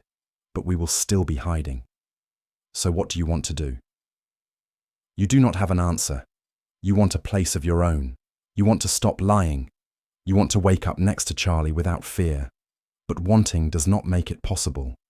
I do not know, you say finally. I just know I'm tired. Charlie steps closer. You are in public. Anyone could see. But it is late, and the street is empty, and he takes your hand anyway, just for a moment. Then we rest, he says. We stop running. We stay here. We make it work. Here, in this room above a store. Why not? It is not the ranch, but it is ours, and we are together. He squeezes your hand and lets go. That has to be enough. You walk home. You climb the narrow stairs to your tiny room.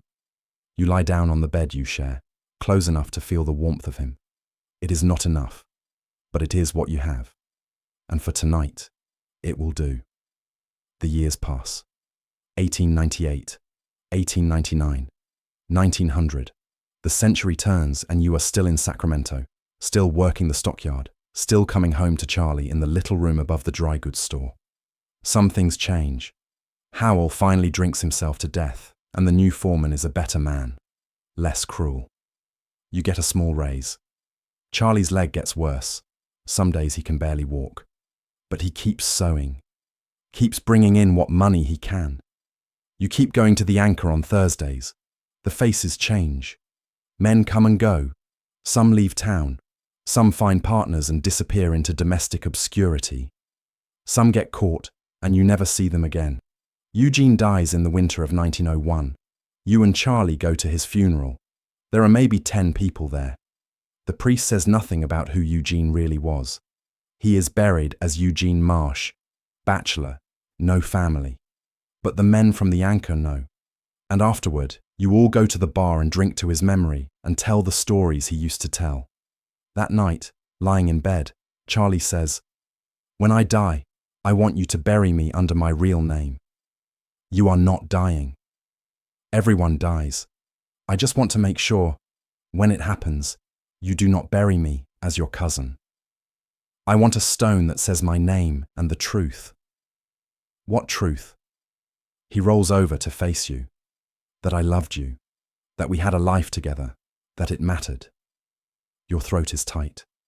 The church will not allow it. Then do not bury me in a church.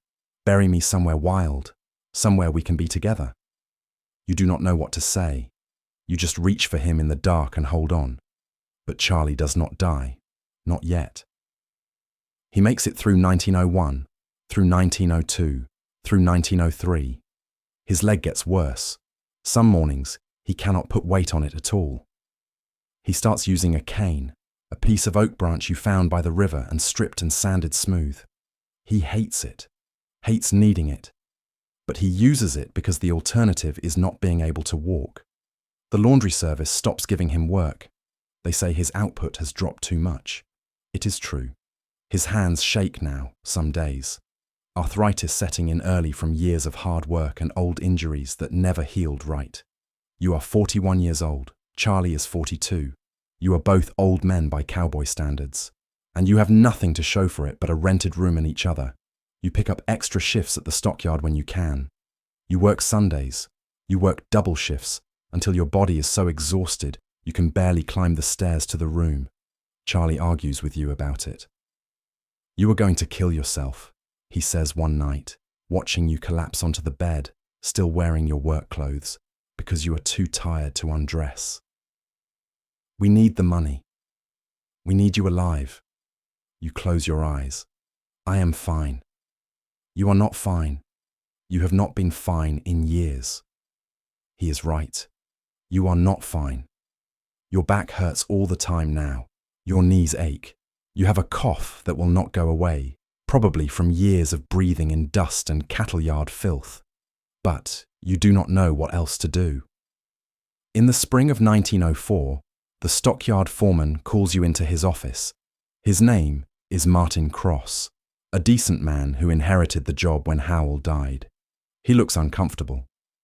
I am cutting crew, he says. Rail company is bringing in new equipment, mechanical loaders. We are not going to need as many hands. Your stomach drops. I have been here 7 years. I know, and you are good work, but... He hesitates. You are slowing down. I got younger men who can do twice the work in half the time. You want to argue, but you know he is right. When? You ask. End of the month. You walk out of the office in a daze. Tom Brandt is waiting by the fence. He must have seen you go in. They let you go? He asks quietly. You nod. Brandt swears under his breath. They are letting half the crew go. New machinery, progress. He spits the word like a curse. What are you going to do? I do not know. You go home early. Charlie is sitting at the table, mending a shirt. His own this time, not for pay. He looks up when you come in. What is wrong? You tell him. He sets down the shirt. So, we are broke, he says. Not yet. I got 2 more weeks of pay coming. After that. You sit down heavily in the other chair. I will find something else. Doing what? You are 41 years old with a bad back and no skills except handling cattle. I can do other things. Like what? You do not have an answer. That night, you lie awake staring at the ceiling while Charlie sleeps beside you. You are thinking about the ranch in Kansas, about the life you built and lost, about the fact that you have spent 20 years working yourself to death and you have nothing. No land, no savings, no future. You are thinking about the fact that you are getting old and the world has no use for old men who cannot work. In the morning, you go to the docks. They are not hiring. You go to the rail yard. They are not hiring. You go to 3 different warehouses. Not hiring, not hiring, not hiring. You go back to the stockyard and beg Martin Cross for your job back. He looks pained. I cannot, he says. I am sorry. You work your last 2 weeks in a fog. On your final day, Cross pays you out and shakes your hand. Good luck, he says, and you can tell he means it, but meaning it does not help you. Tom Brandt walks out with you at the end of the shift. You got prospects? No. He is quiet for a moment. Then, I know a man. Runs a boarding house on 3rd Street. He is, like us. He sometimes hires men to do odd jobs. Maintenance, cleaning, that sort of thing. It does not pay much, but it is something. I will take anything. Brandt gives you the address. You go there the next morning. The boarding house is a 3-story building that has seen better days. The paint is peeling. The porch sags. But it is clean, and when you knock on the door, the man who answers is friendly. His name is Richard Alcott. He is maybe 50, with grey hair and kind eyes. He listens to your pitch, that you are a hard worker, that you will do any job he needs, and then he looks you over carefully. Tom sent you? Yes, sir. Alcott nods slowly. You live nearby? K Street, above the dry goods store. With? Here it is. The question. My partner, you say, because you are tired of lying and because Brandt said this man was like you. Alcott's expression does not change. He work.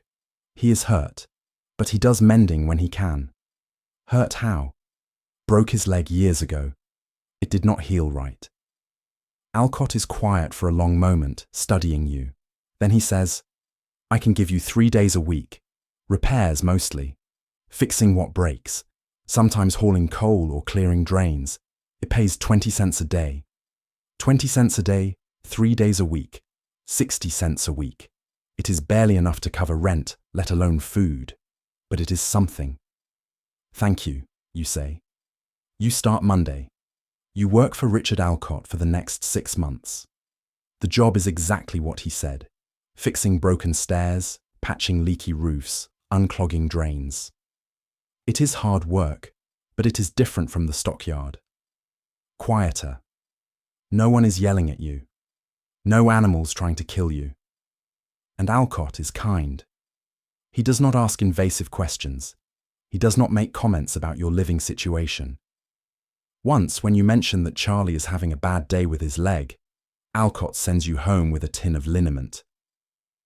My partner used to have trouble with his knees, he says. This helped. It is the first time you have heard someone refer to another man as their partner so casually, outside of the anchor. Is he? You stop, not sure how to ask. He passed, Alcott says quietly. 8 years ago. Pneumonia. I'm sorry, he nods. We had 15 years together. Good years. I miss him every day. He hands you the tin of liniment. Take care of your partner while you still have him. You take the liniment home. Charlie rubs it into his knee that night and swears it helps, though you suspect he is just being kind. The 60 cents a week from Alcott is not enough. You know it. Charlie knows it. You start looking for additional work. You find it in the strangest place. There is a stable on the edge of town that boards horses for wealthy families. The owner is a man named Douglas Finch, and he is looking for someone to muck stalls and groom horses. The pay is terrible, 15 cents a day. But you can do it in the evenings after your shifts at Alcott's boarding house. You take the job. Now you are working 6 days a week, 3 days for Alcott, fixing boarding house plumbing and stairs. 6 evenings at the stable, shoveling manure and brushing down horses. It is brutal. You are working 14-hour days, but between Alcott and the stable, you are bringing in $1.20 a week. It is enough to cover rent and food. Barely. Charlie hates it. He hates watching you come home exhausted every night, smelling like horses and sweat. He hates that he cannot contribute more. I am looking for work, he says one night. There has to be something I can do. Your leg. I know about my leg, but there has to be something that does not require standing all day. He finds work, eventually. A tobacco shop on J Street needs someone to roll cigarettes. It is seated work, repetitive. His hands can manage it most days. They pay him by the cigarette, 1/10 cent each. If he rolls 100 cigarettes, he makes 10 cents. On a good day, Charlie can roll 200 cigarettes, 20 cents. On a bad day, when his hands shake too much, he rolls 50, 5 cents. It is humiliating work. You can see it in his face when he comes home with his fingertips stained yellow from tobacco, smelling like smoke and chemicals. But it is something. Between the two of you, you are bringing in about $1.50 a week. Rent is 25 cents. Food costs roughly $1 if you are careful. That leaves 25 cents for everything else. Soap, lamp oil, clothes when yours wear out, medicine when one of you gets sick. You are surviving, but only just. In the winter of 1905, you get sick. It starts as a cold. Then it settles into your chest and becomes something worse. You are coughing hard enough to crack ribs. You have a fever that comes and goes. You try to keep working, but halfway through a shift at the stable, you collapse. Douglas Finch finds you passed out in an empty stall. He sends for a doctor. The doctor examines you and says you have bronchitis, maybe pneumonia. You need rest, medicine, better food. You do not have money for any of those things. Finch, to his credit, gives you a week off with pay. It is an act of extraordinary kindness, but a week is not enough. You are sick for 3 weeks. By the time you are well enough to work again, you have missed 2 weeks of pay from both jobs, and you owe the doctor $3 you do not have. Charlie sold his coat to pay part of the doctor bill. You find out when you are well enough to notice he is shivering every time he goes outside. "Where is your coat?" you ask. "I sold it." "Charlie, we needed the money." His voice is flat, final. "It is fine. I do not go out much anyway." You want to argue, but you are too tired and you know he is right. You go back to work the next day, even though you are still coughing. You cannot afford to miss any more shifts. Finch looks at you with concern, but does not say anything. That spring, something shifts in Charlie. He gets quieter. He stops talking about the future.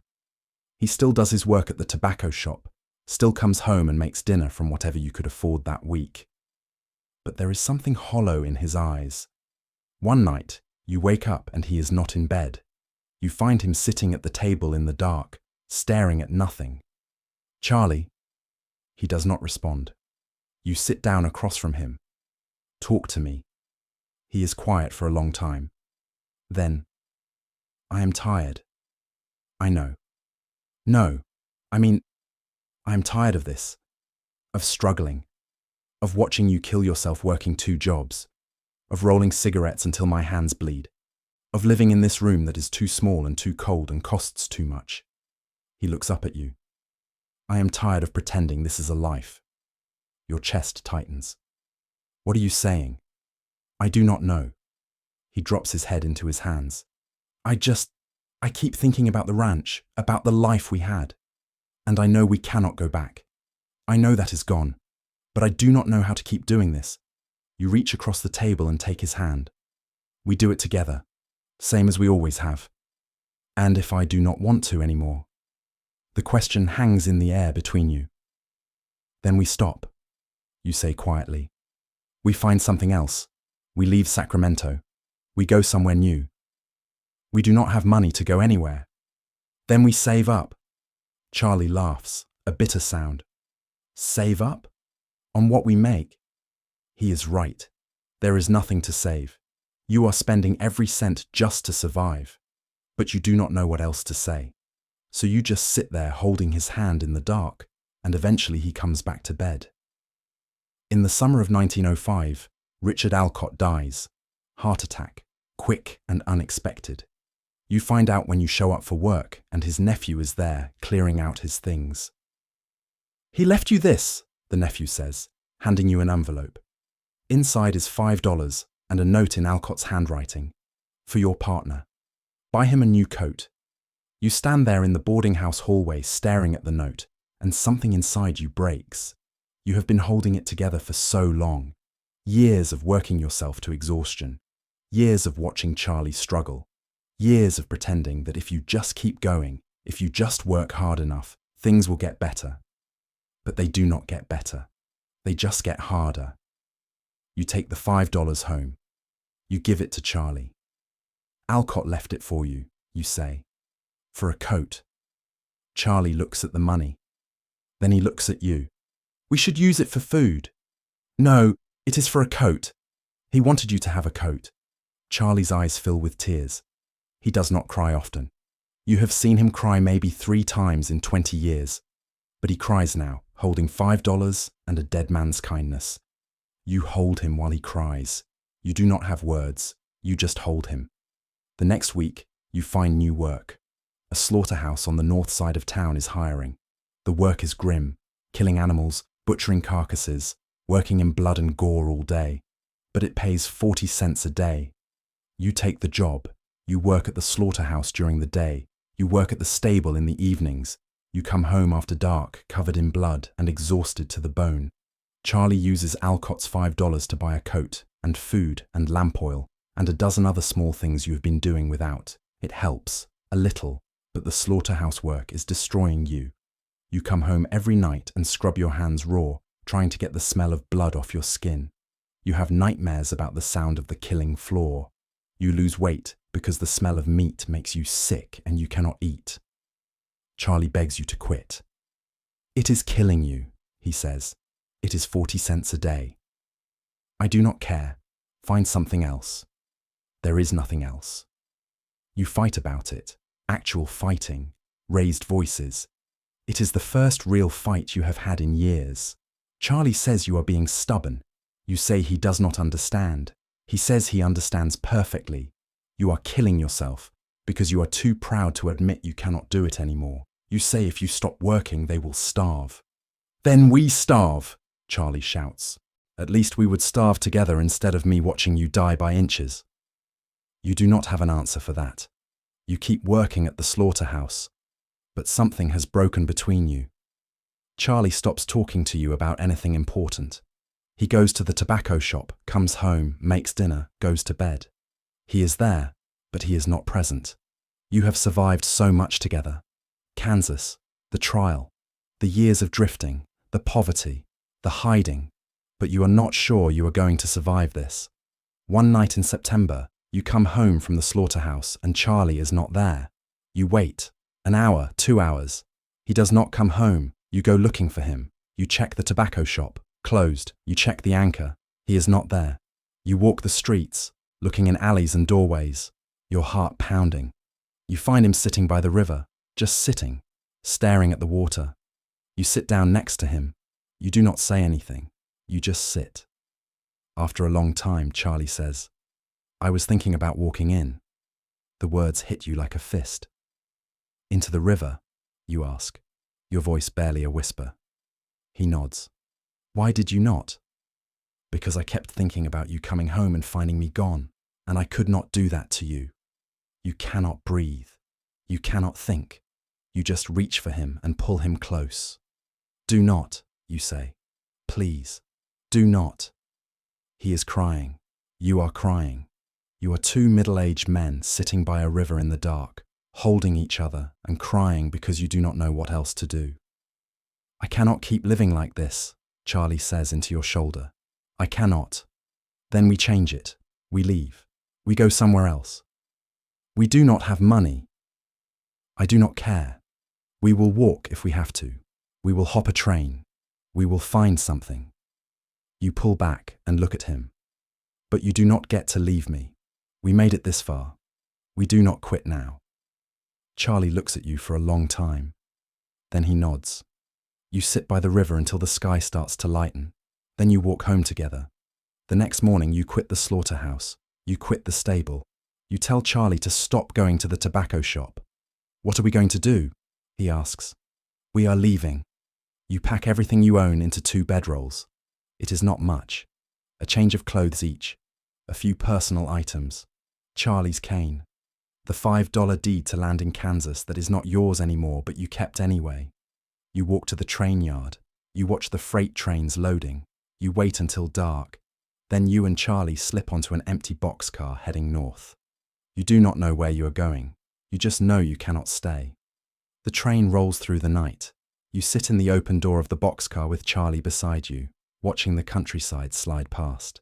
It is almost like the old days, riding towards something new, together. Where do you think we will end up? Charlie asks. I do not know. What if it is worse than Sacramento? Then we keep moving until we find somewhere better. The train rattles and sways. The wind is cool. Charlie leans his head against your shoulder. I am sorry, he says, for what I almost did. Do not. It is done. I could not see a way out. And I thought maybe if I was gone, you would be free to build a better life. Stop. You turn to look at him. You are my life. You understand. Without you, there is no life.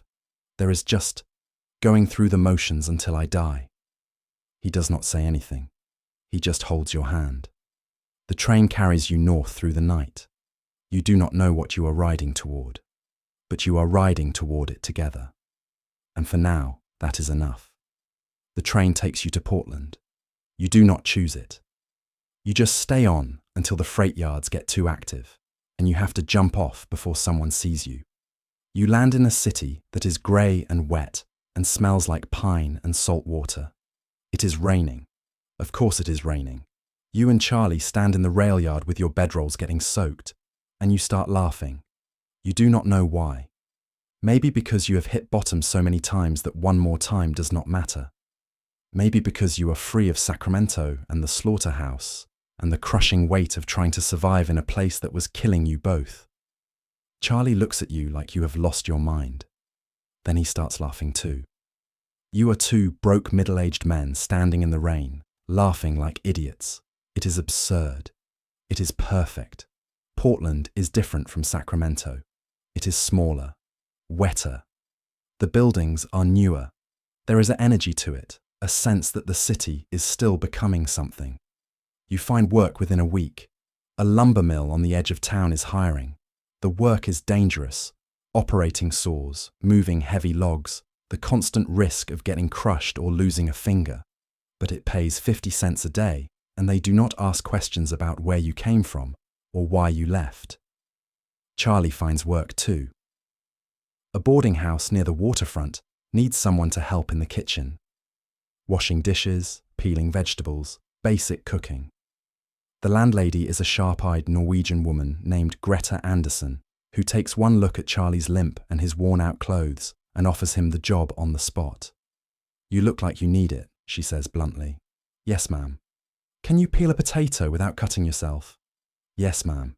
Good enough. She pays him 25 cents a day plus meals, which means Charlie gets to eat real food for the first time in months. Roast chicken, potatoes, vegetables, bread that is not 3 days old. He brings leftovers home for you. You eat like kings. Greta also offers you a room. It is small, up on the 3rd floor under the eaves. But it has a real bed, a window that looks out over the harbour, and it costs 30 cents a week. You are Charlie's. She pauses, looking between you. Partner, you say. She nods once. Good. He needs looking after. She hands you a key.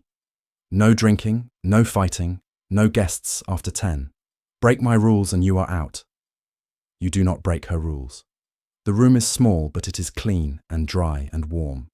There is a shared bathroom down the hall with actual running water.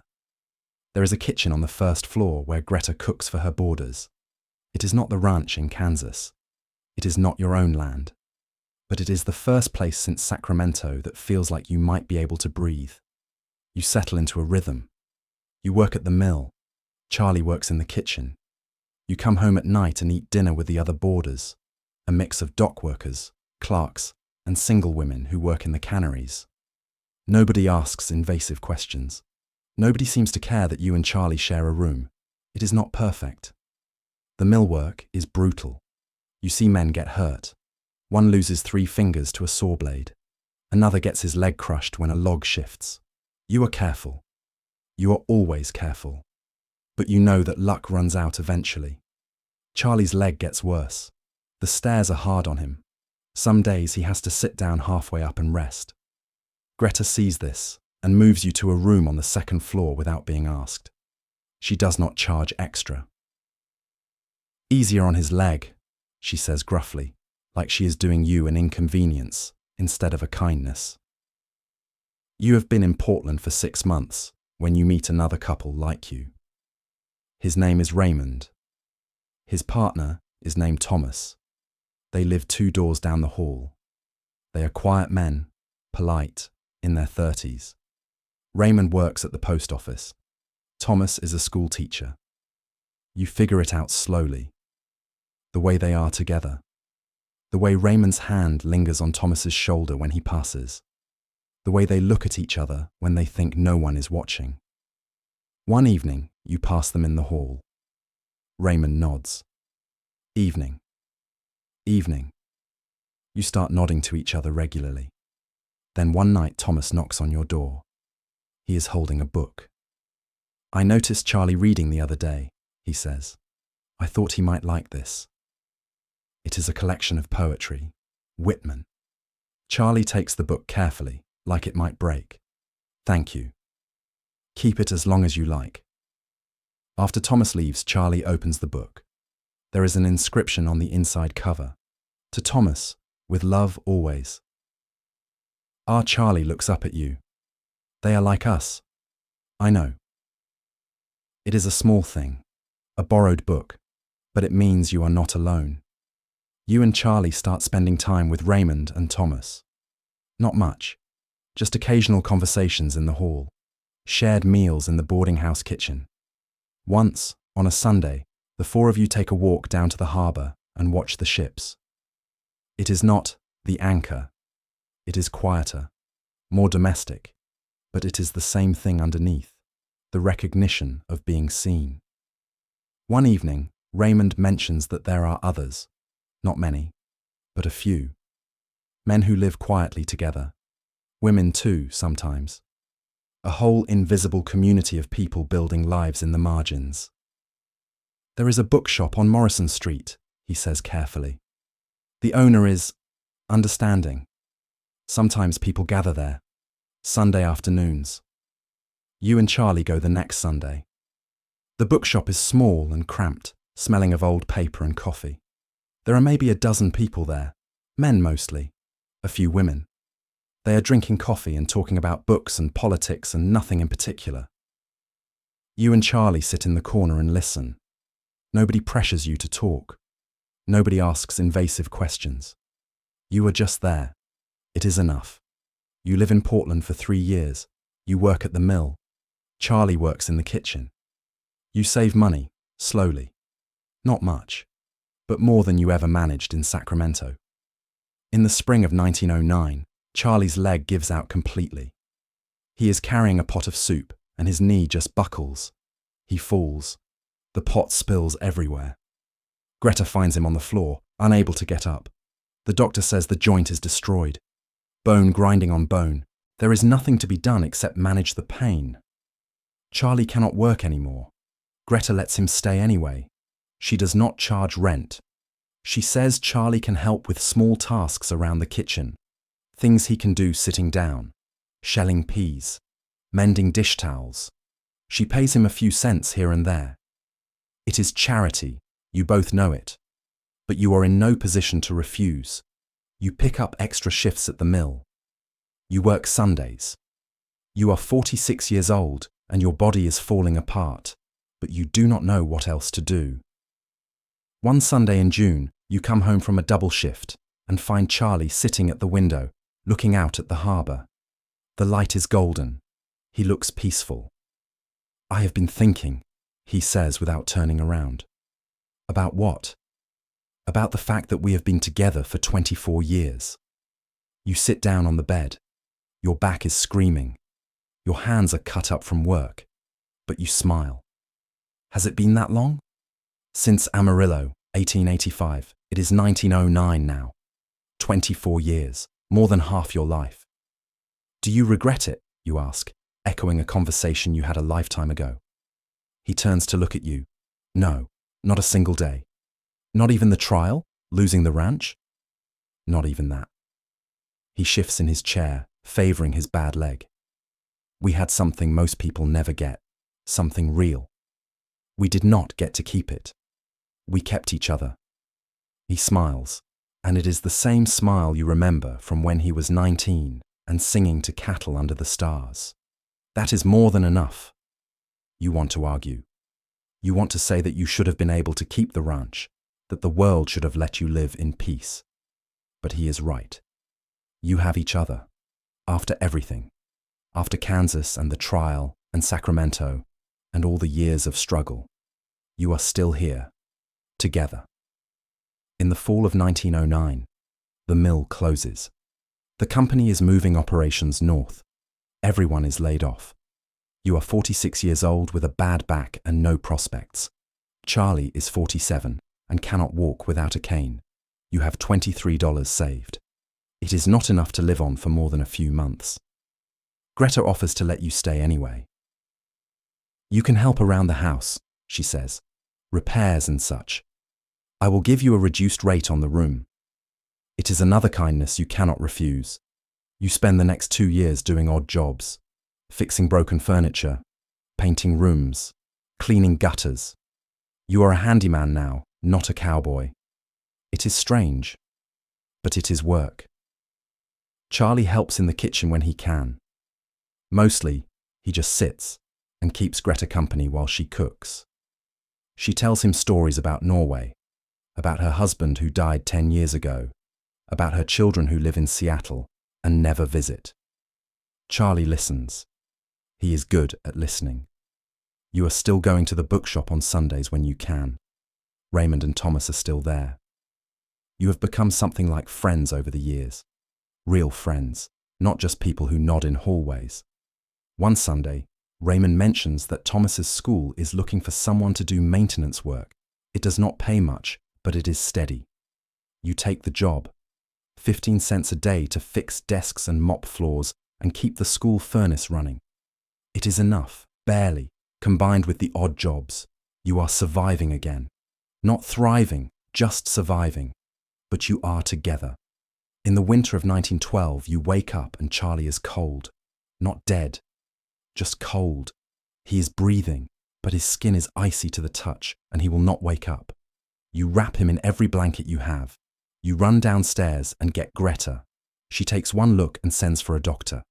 The doctor says Charlie has pneumonia. His lungs are failing.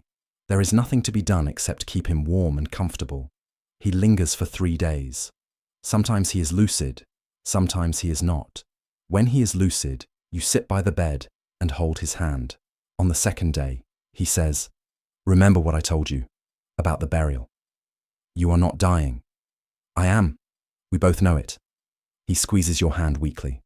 "Promise me. No church. Somewhere wild. Somewhere we can be together." "I promise." On the third day, he opens his eyes one last time. He looks at you. He smiles. "It was a good life," he whispers. "It was," you whisper back. He closes his eyes. An hour later, he is gone. You bury him on a hillside outside Portland, under a Douglas fir tree. There is no priest, just you and Raymond and Thomas and Greta. You dig the grave yourself, even though your back screams in protest. You carve a marker from a piece of cedar. It says, Charles Moss, 1862-1912, beloved. You do not write beloved cousin or beloved friend, just beloved. Let anyone who finds it think what they want. After the others leave, you sit by the grave for a long time. The wind is blowing through the trees. You can smell the ocean. "We made it," you say to the fresh-turned earth. Maybe not the way we wanted, but we made it. You live for another 11 years. You keep working odd jobs. You keep living in Greta's boarding house. You keep going to the bookshop on Sundays. Raymond and Thomas take care of you as you get older. They make sure you eat. They walk with you when your legs get unsteady. When Greta dies in 1919, her daughter tries to sell the boarding house, but Raymond finds you a room in a different place, a smaller house run by a widow who does not ask questions. You visit Charlie's grave every week. You sit under the Douglas fir and talk to him. You tell him about your week, about the people at the bookshop, about the news, about nothing in particular. In the spring of 1923, you stop being able to walk. Your legs just give out. The doctor says your heart is failing. You have maybe a few weeks. Raymond and Thomas move you into their apartment. They set up a cot in their sitting room. They take turns sitting with you. On your last day, Thomas reads to you, Whitman, the same book he lent Charlie all those years ago. You drift in and out. At some point, you open your eyes and you are not in Portland anymore. You are on the plains. The sky is enormous. You can smell sage and dust and cattle. Charlie is sitting next to you, young again, whole again, smiling. Took you long enough, he says. You smile back. I was finishing up. You ready to go? You look around. The cattle are settled for the night. The stars are coming out. Everything is quiet and still and perfect. Yeah, you say, I am ready. Raymond finds you the next morning, peaceful, your hand resting over your heart. They bury you next to Charlie under the Douglas fir. Same simple cedar marker. Just your name and the dates, and one word. Beloved. 2 graves under a tree on a hillside outside Portland. No one visits them now. The people who knew you are gone. The bookshop closed decades ago. The boarding houses were torn down and replaced with apartment buildings. But the graves are still there, if you know where to look. 2 men who loved each other in a time when loving meant risking everything. Who built a life in the margins. Who survived when survival itself was a kind of revolution. The historian Nyan Shah spent years researching the lives of queer men in the American West, piecing together fragments from boarding house ledgers, court records, personal letters hidden in attic boxes. What he found was a pattern. Men who lived together for decades, listed in census records as partners or boarders or cousins. Men who left everything to each other in wills, described as devoted friends. Men whose graves lie side by side in forgotten cemeteries, the truth of their lives erased by time and silence, but still visible if you know how to read between the lines. The cattle drive bunkhouses are gone now. The ranches have been sold and subdivided. The trails have been paved over. But the men who lived that life, the ones who shared bedrolls and held hands in the dark and built something real in a world that refused to see them, they existed. They loved. They mattered. Most of them left no names, no letters, no proof except the fact that they survived. But survival, when the world is trying to erase you, is its own kind of testimony. So tonight, as you drift off to sleep in your clean bed with your indoor plumbing and your central heating and your freedom to love whoever you choose, think about the men who came before, the cowboys who sang to each other across a darkened plain, the ranch hands who shared a bunk because they chose to, not because they had to, the partners who built lives in borrowed rooms and rented spaces, who saved each other over and over, who refused to let the world tell them they did not deserve love. They did not have pride parades. They did not have marriage licenses. They did not have any of the things we fought for and won. They just had each other. And somehow, impossibly, that was enough. If this story stayed with you, the like button helps the channel reach others who would love it too. May your dreams be free of judgmental trail bosses, rig trials, and bedrolls that smell like cattle. May you sleep soundly knowing that love has always found a way, even in the hardest times. And may you wake up tomorrow remembering that every freedom you have, every right to exist openly, to love without fear, was built on the backs of men who never got to see that world but believed in it anyway. Good night and sleep well.